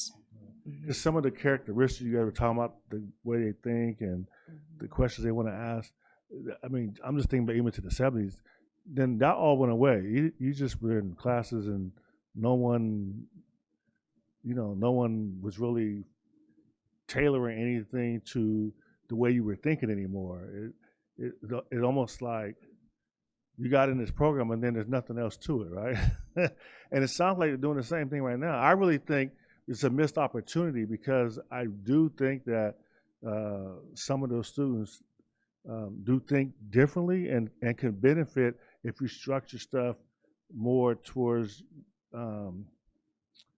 their makeup as you guys described it. Because a lot of the things you talked about, I mean, when I was in elementary school, I was down there teaching the kindergartners because you're right. I was the kid that finished real fast and, raise your hand. No, you raise your hand all the time, just shut up. And, so you really were thinking, well, what am I here for? I've done this already. But I really think after that, there's nothing in the system that says, okay, we see where you're at. We're going to give you these things that help you, help facilitate some things that will help you grow in those areas. You know what I mean? And it sounds like we're still there. So I just, maybe there are other school districts that do things in middle school and high school. I think we should look at that. Ms. Medina? I completely agree with you. So then middle school, what they did many years ago is try to look at ways to increase. They had algebra in middle school. They had Spanish in middle school. So that was basic to the extent of acceleration type of programs. There wasn't really anything. And I think even in high school, people confuse, oh, well, we have honors program, we have AP classes. That is very different. And I just want to make sure that we understand. So, and this was like a big pushback for me back then because like, well, your child is gay. Why are they failing? And that's the problem, misconception. Oh, it's an intelligence test, or it has to do with how, look at, they're smart. The reality is that students who do well, are high achieving students, are the ones that are actually, taking the time to do their work. They're excelling in class because they put in the effort and they're learning. But there's a lot of students that are gate identified who have higher sensitivities, have higher emotions, have higher, it's like everything is heightened. And so people automatically assume, oh, it's, it's more than just intelligence, and actually intelligence is more of the capability of how advanced they can learn. Also, Ms. Medina, it's just what Ms. Hopkins said. Ms. Hopkins described that for those students, you don't have them memorize the history part of it. You have them discuss and analyze. But that all, when you go to middle school and high school, you go back to memorizing again. Right, And you so, do. And that's why they say 20%, and I have to look at the numbers again. 20% of high school dropouts are gifted kids. And so then why is this really happening? Is because we're not paying attention to, and this is, I didn't want to really say it. So back when I read these materials, is that it's equally equivalent for those students, or inappropriate for students that are gate identified in traditional classrooms as it is with a student in disability with no extra support. So it's equal. I mean, it's students with gate identified should receive, not that, oh, let's just try to see maybe here a program, they're intelligent, they're gonna make it anyways. No, it doesn't happen that way. You get bored too. Right. I mean, one prime example, I remember as a kid, we had biology in 7th grade, and to me, the biology in 9th grade was the same thing. And I'm like, dude, we did this already. But you got to get just as excited about biology in 9th grade. But I did this. I know what a cell is. I know what the membrane is. What are we doing? It's all over again. To me, I mean, I'm thinking now, I thought I was just a little crazy, but that's part of it. I've seen this already. You get bored real quick. You understand the concept, so why do I have to do this all over again? Yeah. All right. Thank you for your presentation. Ms. Chahusky. I also wanted to thank you for your presentation. You guys did a great job on all that. But just to answer on this, as a neurodivergent, ADD, inattentive thinker over here who was gate identified, I went through the MGM program. My struggle was once you got out of elementary school, it all became about the academics. We're all like gate, it's gifted and talented, but you tend to forget, unless it's performing arts, you tend to forget the talented, and you just get the academically gifted piece. And I struggled because I couldn't read, well, I knew how to read. I read really well, but I struggle with textbooks, right? Academic reading is a struggle for me. So, even though, so I never wanted to go on. I didn't want to do honors classes. I didn't want to do AP classes. I didn't want to do anything like that, which is where they wanted to put all the gate kids.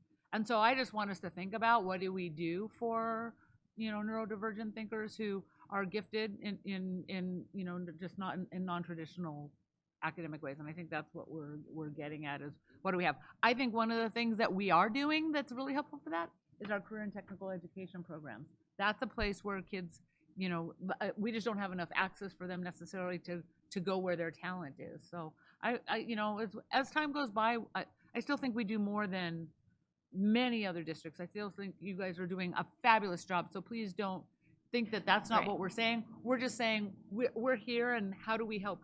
How do we help ourselves get, up here, and how do we reach those students that we're missing right now, who are incredibly gifted, but just not in those traditional academic ways? And I'm one of them. So that's why everybody's like, why don't you have your doctorate? Why did you? I'm like, I don't like school. They're like, you were a teacher. I'm like, I love teaching. It was great. But it's a very different skill than sitting in class. But I think that's also why I've always the schools, and Dr. Coker, the schools that I taught in, I liked teaching non-traditional students and working with non-traditional students. So thank you very much. You're welcome. Thank you.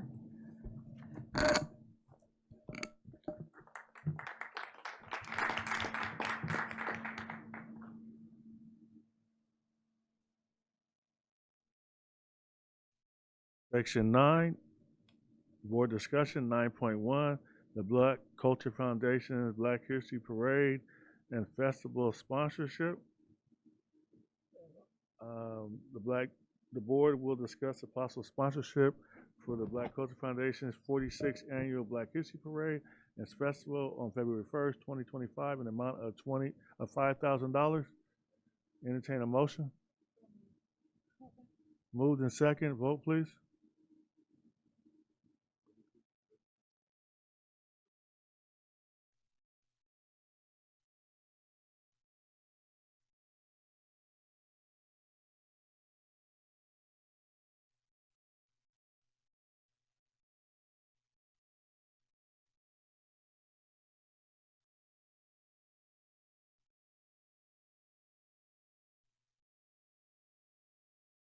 Motion carries. Section 10, action items, 10.1, personnel report.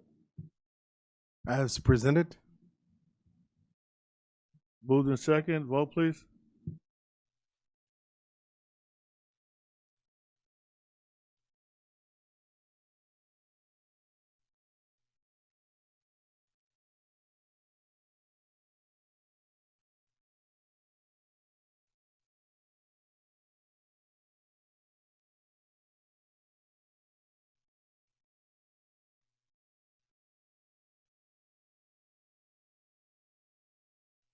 Motion passed. Section 11, consent items. Moved in second. Any to pull? Are there any to pull? Seeing none, vote please.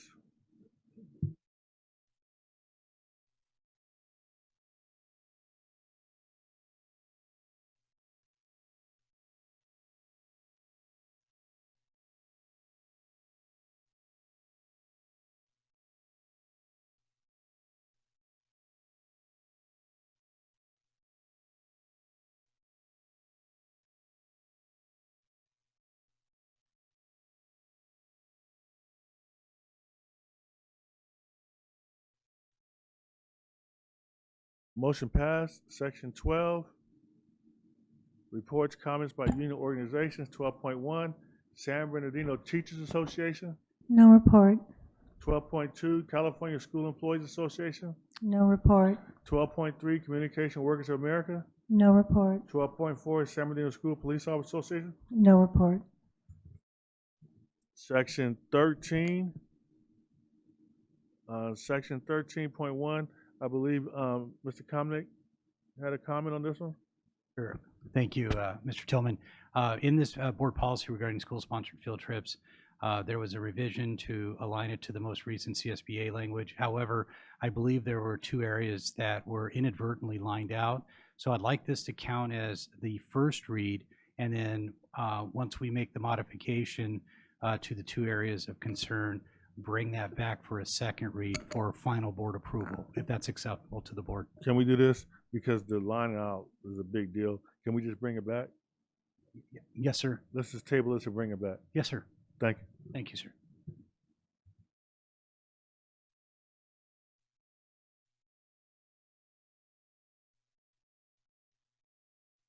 Table 13.1 is tabled.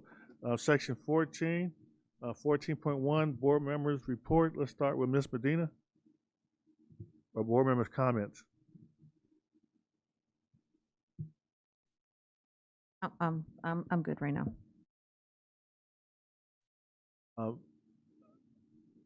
Ms. Grande. Yes, thank you. Oh my goodness, I was so blown away by these three sheets of paper here, and I'm still excited. And I tell you, all of the wonderful collaborative partners, collaborative agencies and task force, and collaborative partners, I look at that and I see that's what I want for our subacute medical home children and our hospital, to have that kind of partnership and collaborative effort. And I'm not giving up on that. I still have just a simple conversation that I wish to have, and I've winnowed it down to just asking for a conversation about improved facilities and resources for our teachers who teach there, and our and our children, because they have a different definition than we do of the whole child. The hospitals have the whole child approach to children in their care, and we have a whole child approach to the children in our care. And we each have the educational component, and theirs has the medical. And the research shows, and it's recent, the last 2 years, 3 years, where it is time for us to consider or to look at making an educational component within a hospital program. So that's just something that's present. It's in the future. It's not in the future. It's in the present.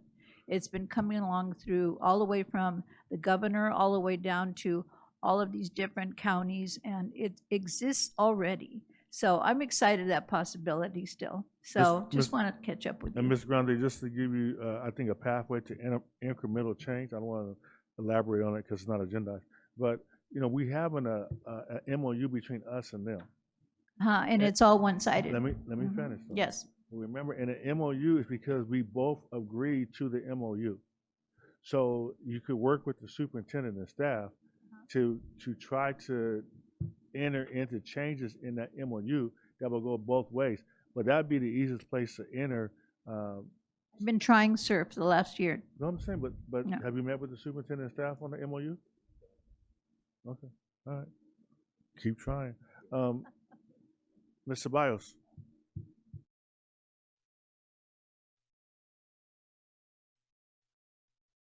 No, I'll leave it for you. I'll be nice.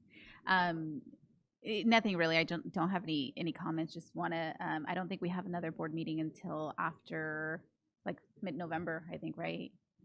So I just, for those of you that celebrate El Día de los Muertos, coming up in November, hope you guys have a great holiday and, Halloween as well. So that's pretty much it. Thank you. Thank you, Dr. Wyatt. Thank you, Mr. President. I haven't talked much this evening, so I'll talk now. Just want to start with an amazing event I went to last week, Coptoberfest, and this is the third year that it's happened in our city, but the first time I knew about it.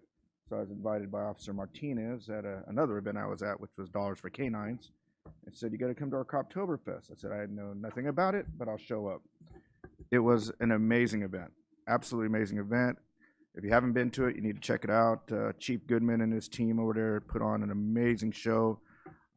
We had our folklorico dancers there. We had our mariachis playing. We had our indigenous folks doing their tribal dances as well, plus vendor after vendor after vendor. And it was a very safe venue because it was in the parking lot of the police department. And we had literally hundreds and hundreds of folks there, not probably over 1,000. But I think if we highlighted it with our district, I told the chief, you're probably going to have to get a bigger venue because it was that nice. It really was that nice. One of the nicest events I've probably seen in our city.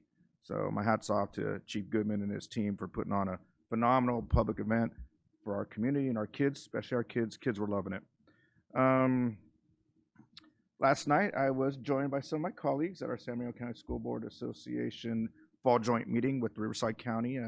Ms. Marion Grande was there, Ms. Ceballos, and Ms. Chahusky. So thank you for being there. I was very fortunate to MC the event, which was a lot of fun.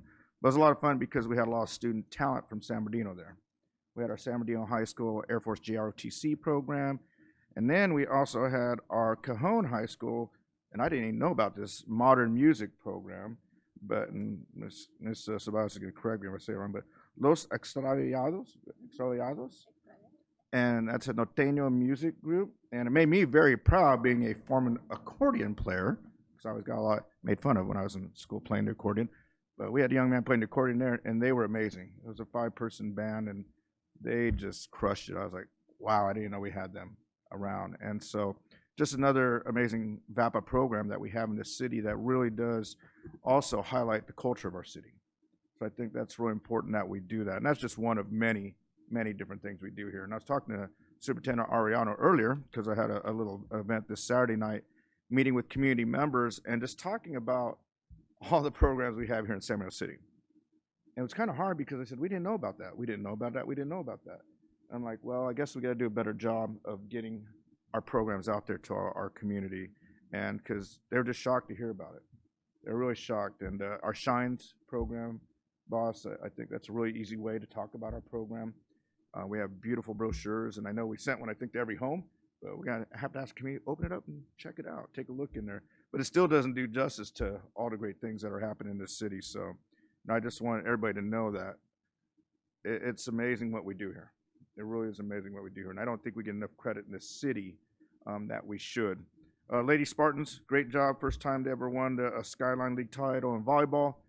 Unfortunately, had to beat Arroyo Valley. So actually, it was our top 2 teams or our top 2 highest of our high schools. So great job to our Spartans in Arroyo Valley as well, and taking top places in the Skyline Volleyball Championship. And then just a little story about 2 of our former graduates. Again, I was fortunate to meet with a lot of students this weekend and talking to folks in our community. Ruben and Aaron both graduated with my son. But I want to tell their story because they both came from very challenging backgrounds. Ruben's graduating at the end of this year from UCLA in biochemistry with a minor in Latin studies, Latino studies. And guess what? He wants to stay here, live here, work here, and then play here as well. He wants to stay in the city. He wants to be the future of our change. Same with Aaron, who graduated from, already graduated. I was like, you already graduated? Like in 3 years. From UCR in psychology. And she said the same thing. I want to stay here. This is my hometown. I want to live here. I want to work here, and I want to raise a family here. When I hear students give us those kind of testimonies, that tells me we're doing something right. And that's what we talk about when we're at their graduations, that we want you to stay here. We want you to be the change of our city. And so I just encourage us to continue to motivate our children, support them. I know we all do here. That's why I love this board, and I talk about us all the time as a board, as a district, as the executive cabinet, as a superintendent, and as one cohesive team. So just compliments to everyone. I know it's a stressful time for some of us, but hopefully everything turns out right, and we can continue this great work that we do here in San Bernardino City Unified School District. Thank you. Thank you. Mr. Husky. I have to agree about, just how wonderful our city is, and it's really great to see how many of our students want to come back. Even some of our student board members from last year are already talking about coming back. Daisy wants to come back and teach here, so I'm like really excited about that. I attended the Pacific Islander Advisory Committee meeting, and I hadn't had that opportunity to actually attend there before.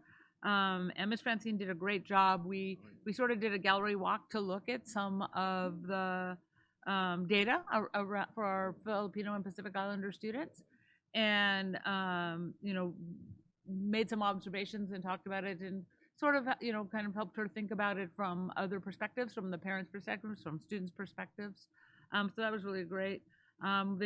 We had a presentation for Filipino History Month, and took a little tour of the Philippines, and then they taught us. I don't know the name that they have the Pacific Islander name that they had for it, but it's like Mancala. The game is like Mancala. I didn't do very well, but it was fun. It was fun to play.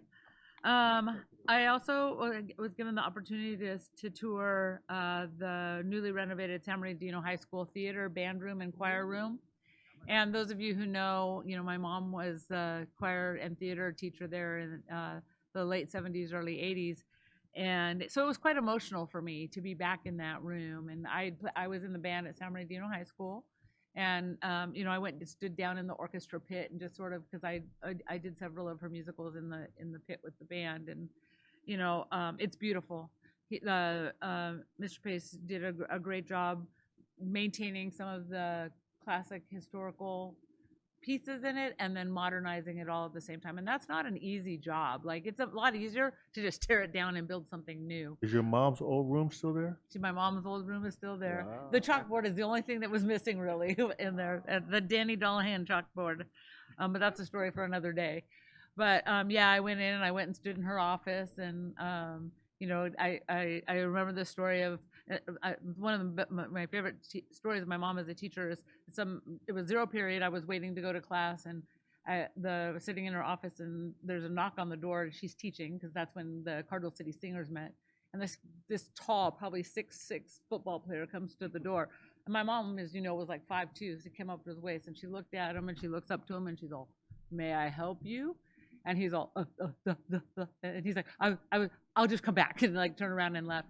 And I laughed because it was something that I learned from her, is it's really about respect in your presence. You don't have to be mean or yell or, anything like that. And so that was one of the memories that I had while I was in there, because I went and I pushed the door open, and that memory just kind of flashed back to me. So kudos to that. We walked the campus and looked at some of the artwork and some of the preservation and some of the ideas that they want to do for San Bernardino High School. And as a former Cardinal, at least for the first half of my high school career, it was really beautiful, and I'm really excited about that. I also got to see where they're doing the preschool and children's center that's going to be built there as well, and that's going to be an amazing state-of-the-art facility. So if you get a chance, hit Mr. Pace up and go over and see it.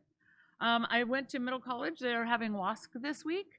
And I went to a representative of the board there on Sunday, met with the WASC team, Dr. K, and some folks from Atlas. I was super excited. They seem to be really responsive to the wonderful things that Mr. Espinoza and his team are doing over there. Then they met with the parents, the orchestra played, or some members of the orchestra played.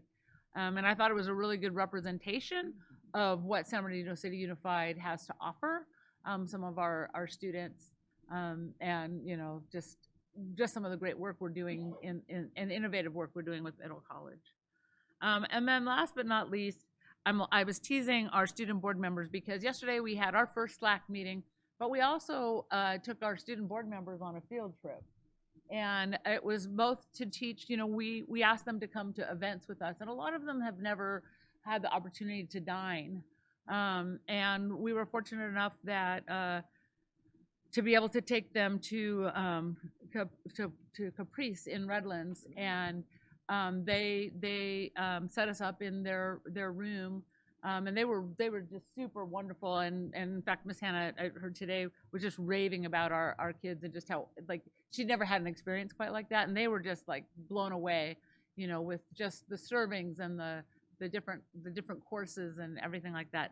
But the best part was afterwards, we, you know, this group hasn't really had an opportunity to work as a team, so we took them to an escape room, and we put all the kids in one room, and the adults went into a different room, and the kids had a bet. They wanted to bet. They're like, okay, what are we gonna do? You know, who's gonna finish first, or who's gonna do that?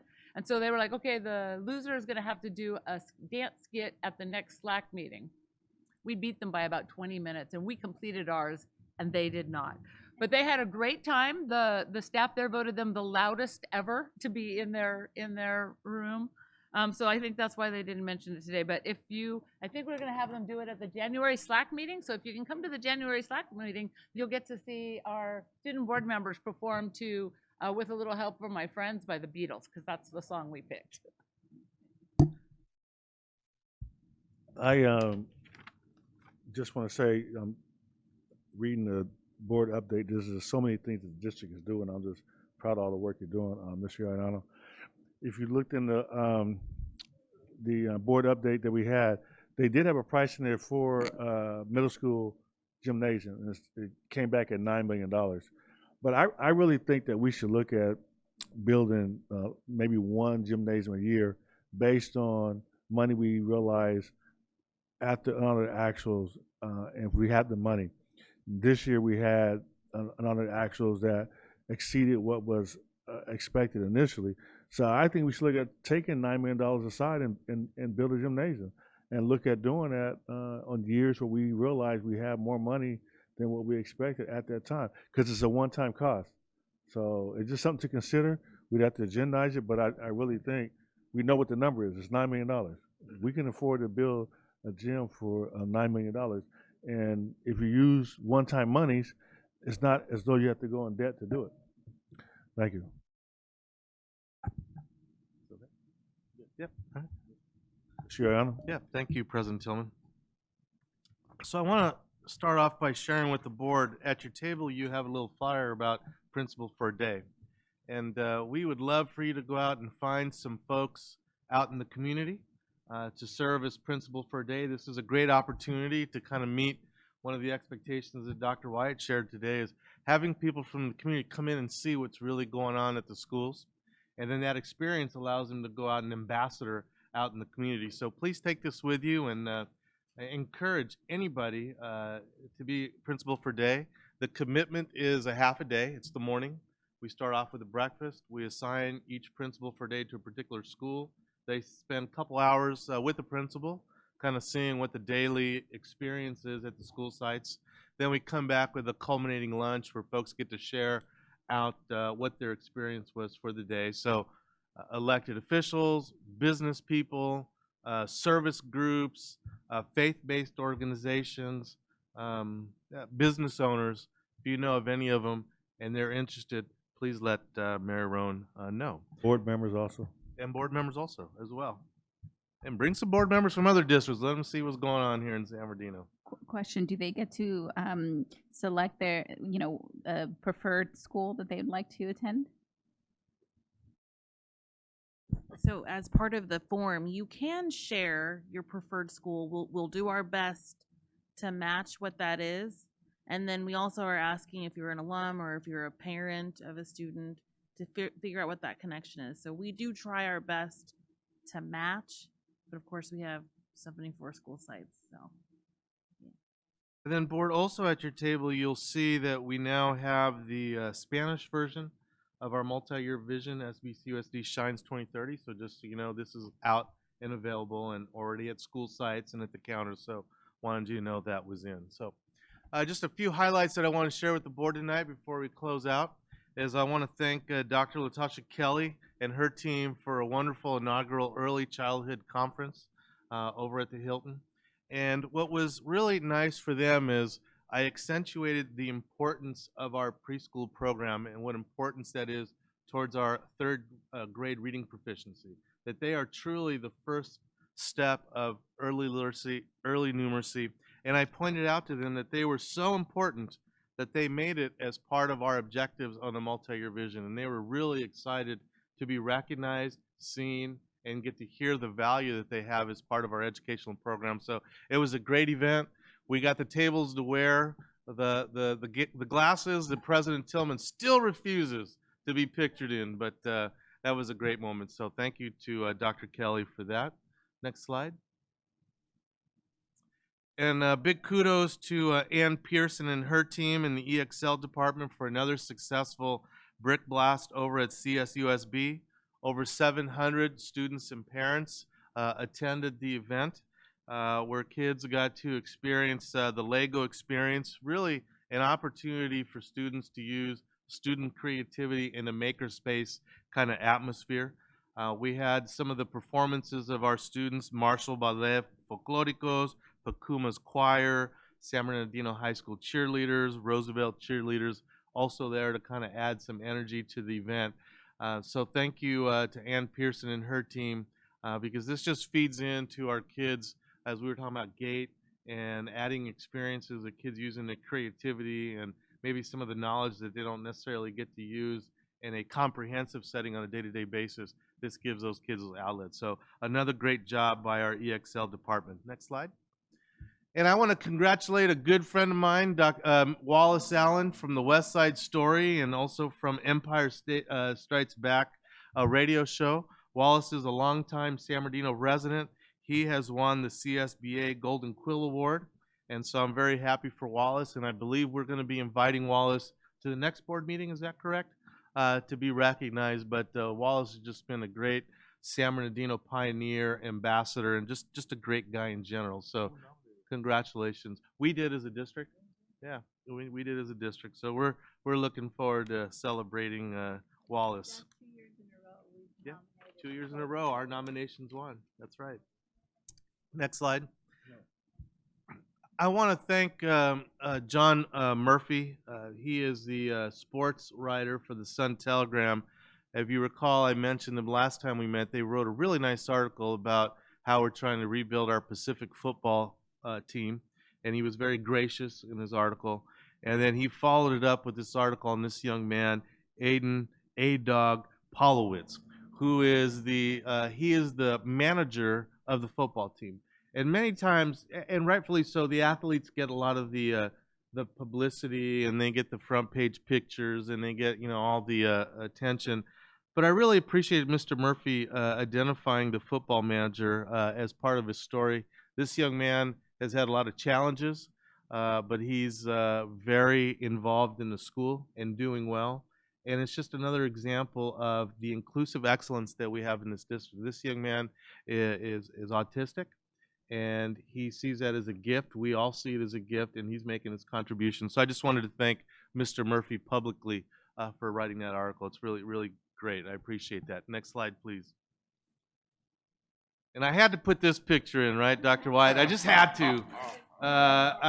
First I want to congratulate the United Way and on their magical Motown music event and the fundraiser, and just thank them. United Way does a lot for our kids and our community. But I had to put the picture in because Scott's, that is the sports code of all sports code, man.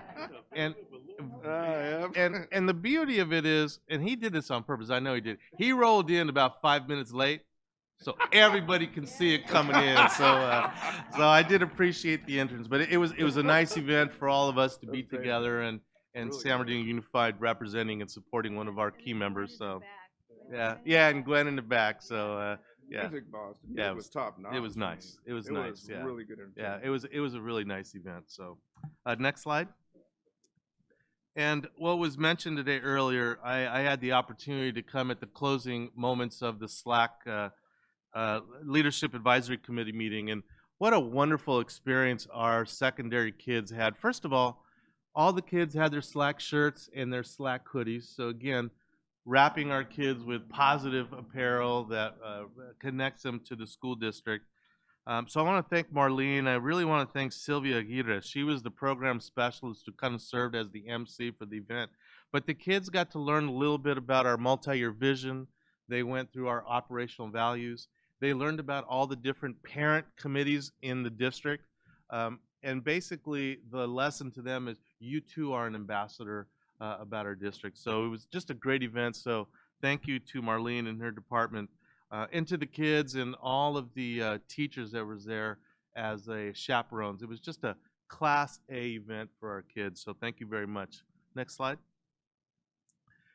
And then it's always an honor for me to go back to my high school. I visit schools every week, as you know, and this was the nice experience that I had coming to San Maria High School. They had their student leadership, they had the band, they had the cheerleaders. They, of course, had Jamie Rios, right? You go to see Jamie. But as was mentioned, the theater, I can't wait till the district gets the official keys so that we can create a tour for our board and for the community. This is going to be something that we as a district and we as a community are very proud of. It's just an amazing job.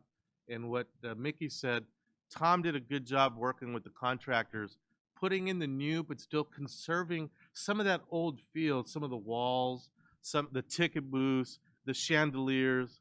It's a really a great mix of our history and where we're moving forward. So I'm excited that. But what I wanted to end here today is I also visited, since we last spoke, Riley, Henry, Marshall, Wilson, Brown, Dominguez. I'm out at schools every week.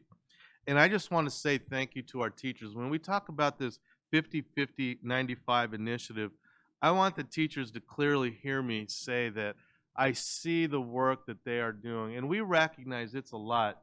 And we're really focused on this idea of making San Bernardino City Unified a serious institution of academics.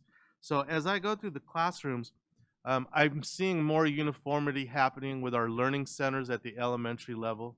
I'm seeing the designated and integrated ELD that our DOJ has been asking us to put forward. I'm seeing the learning intentions and success criteria much more consistently across the classrooms. I'm seeing the focus on writing, the rubrics and the anchor charts, and I'm seeing our teachers really buying into our curriculum guides and resources. So I just wanted to say to the teachers that I see you, I know it's hard work, I know we're asking a lot, but they are really coming through for us, and it's really gonna show itself in our student achievement moving forward. So that's the beauty of being out at school sites every week, is really seeing the work that we're all doing together for students. So I just want to say thank you to our teachers. You're doing a great job. Our PE teachers are doing a fabulous job at the secondary level. They know that's a big priority of mine. Good things are happening in our district. So, and that's because we're all working together cohesively. That's all I have tonight. Thank you, sir. Thank you, Mr. Arano. Mr. Ariano. That brings us to 15.1, review of request. Good evening, Board. The first request is from Mr. Tillman, and it's with regard to the Atlas presentation. Requested information on how many students regularly commute beyond 3 miles. Next was a request from Ms. Rosales Medina, and that was for data on the percentage of our high school dropouts that are gate identified. Then we have a request from Ms. Ceballos, who asked for a breakdown of the data for the gate identified students and requested that the district explore an opt-out consent form for gate testing to identify more students. Mr. Tillman recommended that we look at other districts on how to offer opportunities for secondary students who are gate identified. And Ms. Jahusky asked that we be mindful of students that are neurodivergent thinkers when we are exploring opportunities for our GATE students. And that is all I have. Did we capture the consensus that we got on the resolution? Are we bringing that back, or? There was a Made the motion. amendment. Action portion, there wasn't any. No, we made the amendment. Yeah.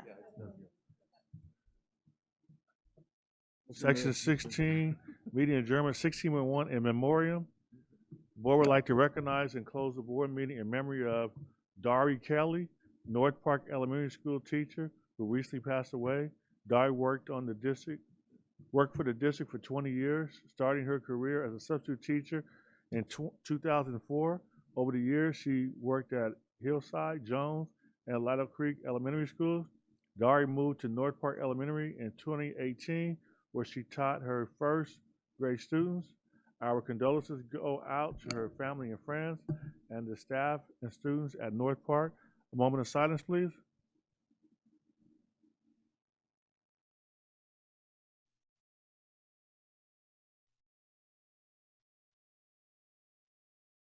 Thank you very much. Entertain a motion to adjourn. Meeting adjourned.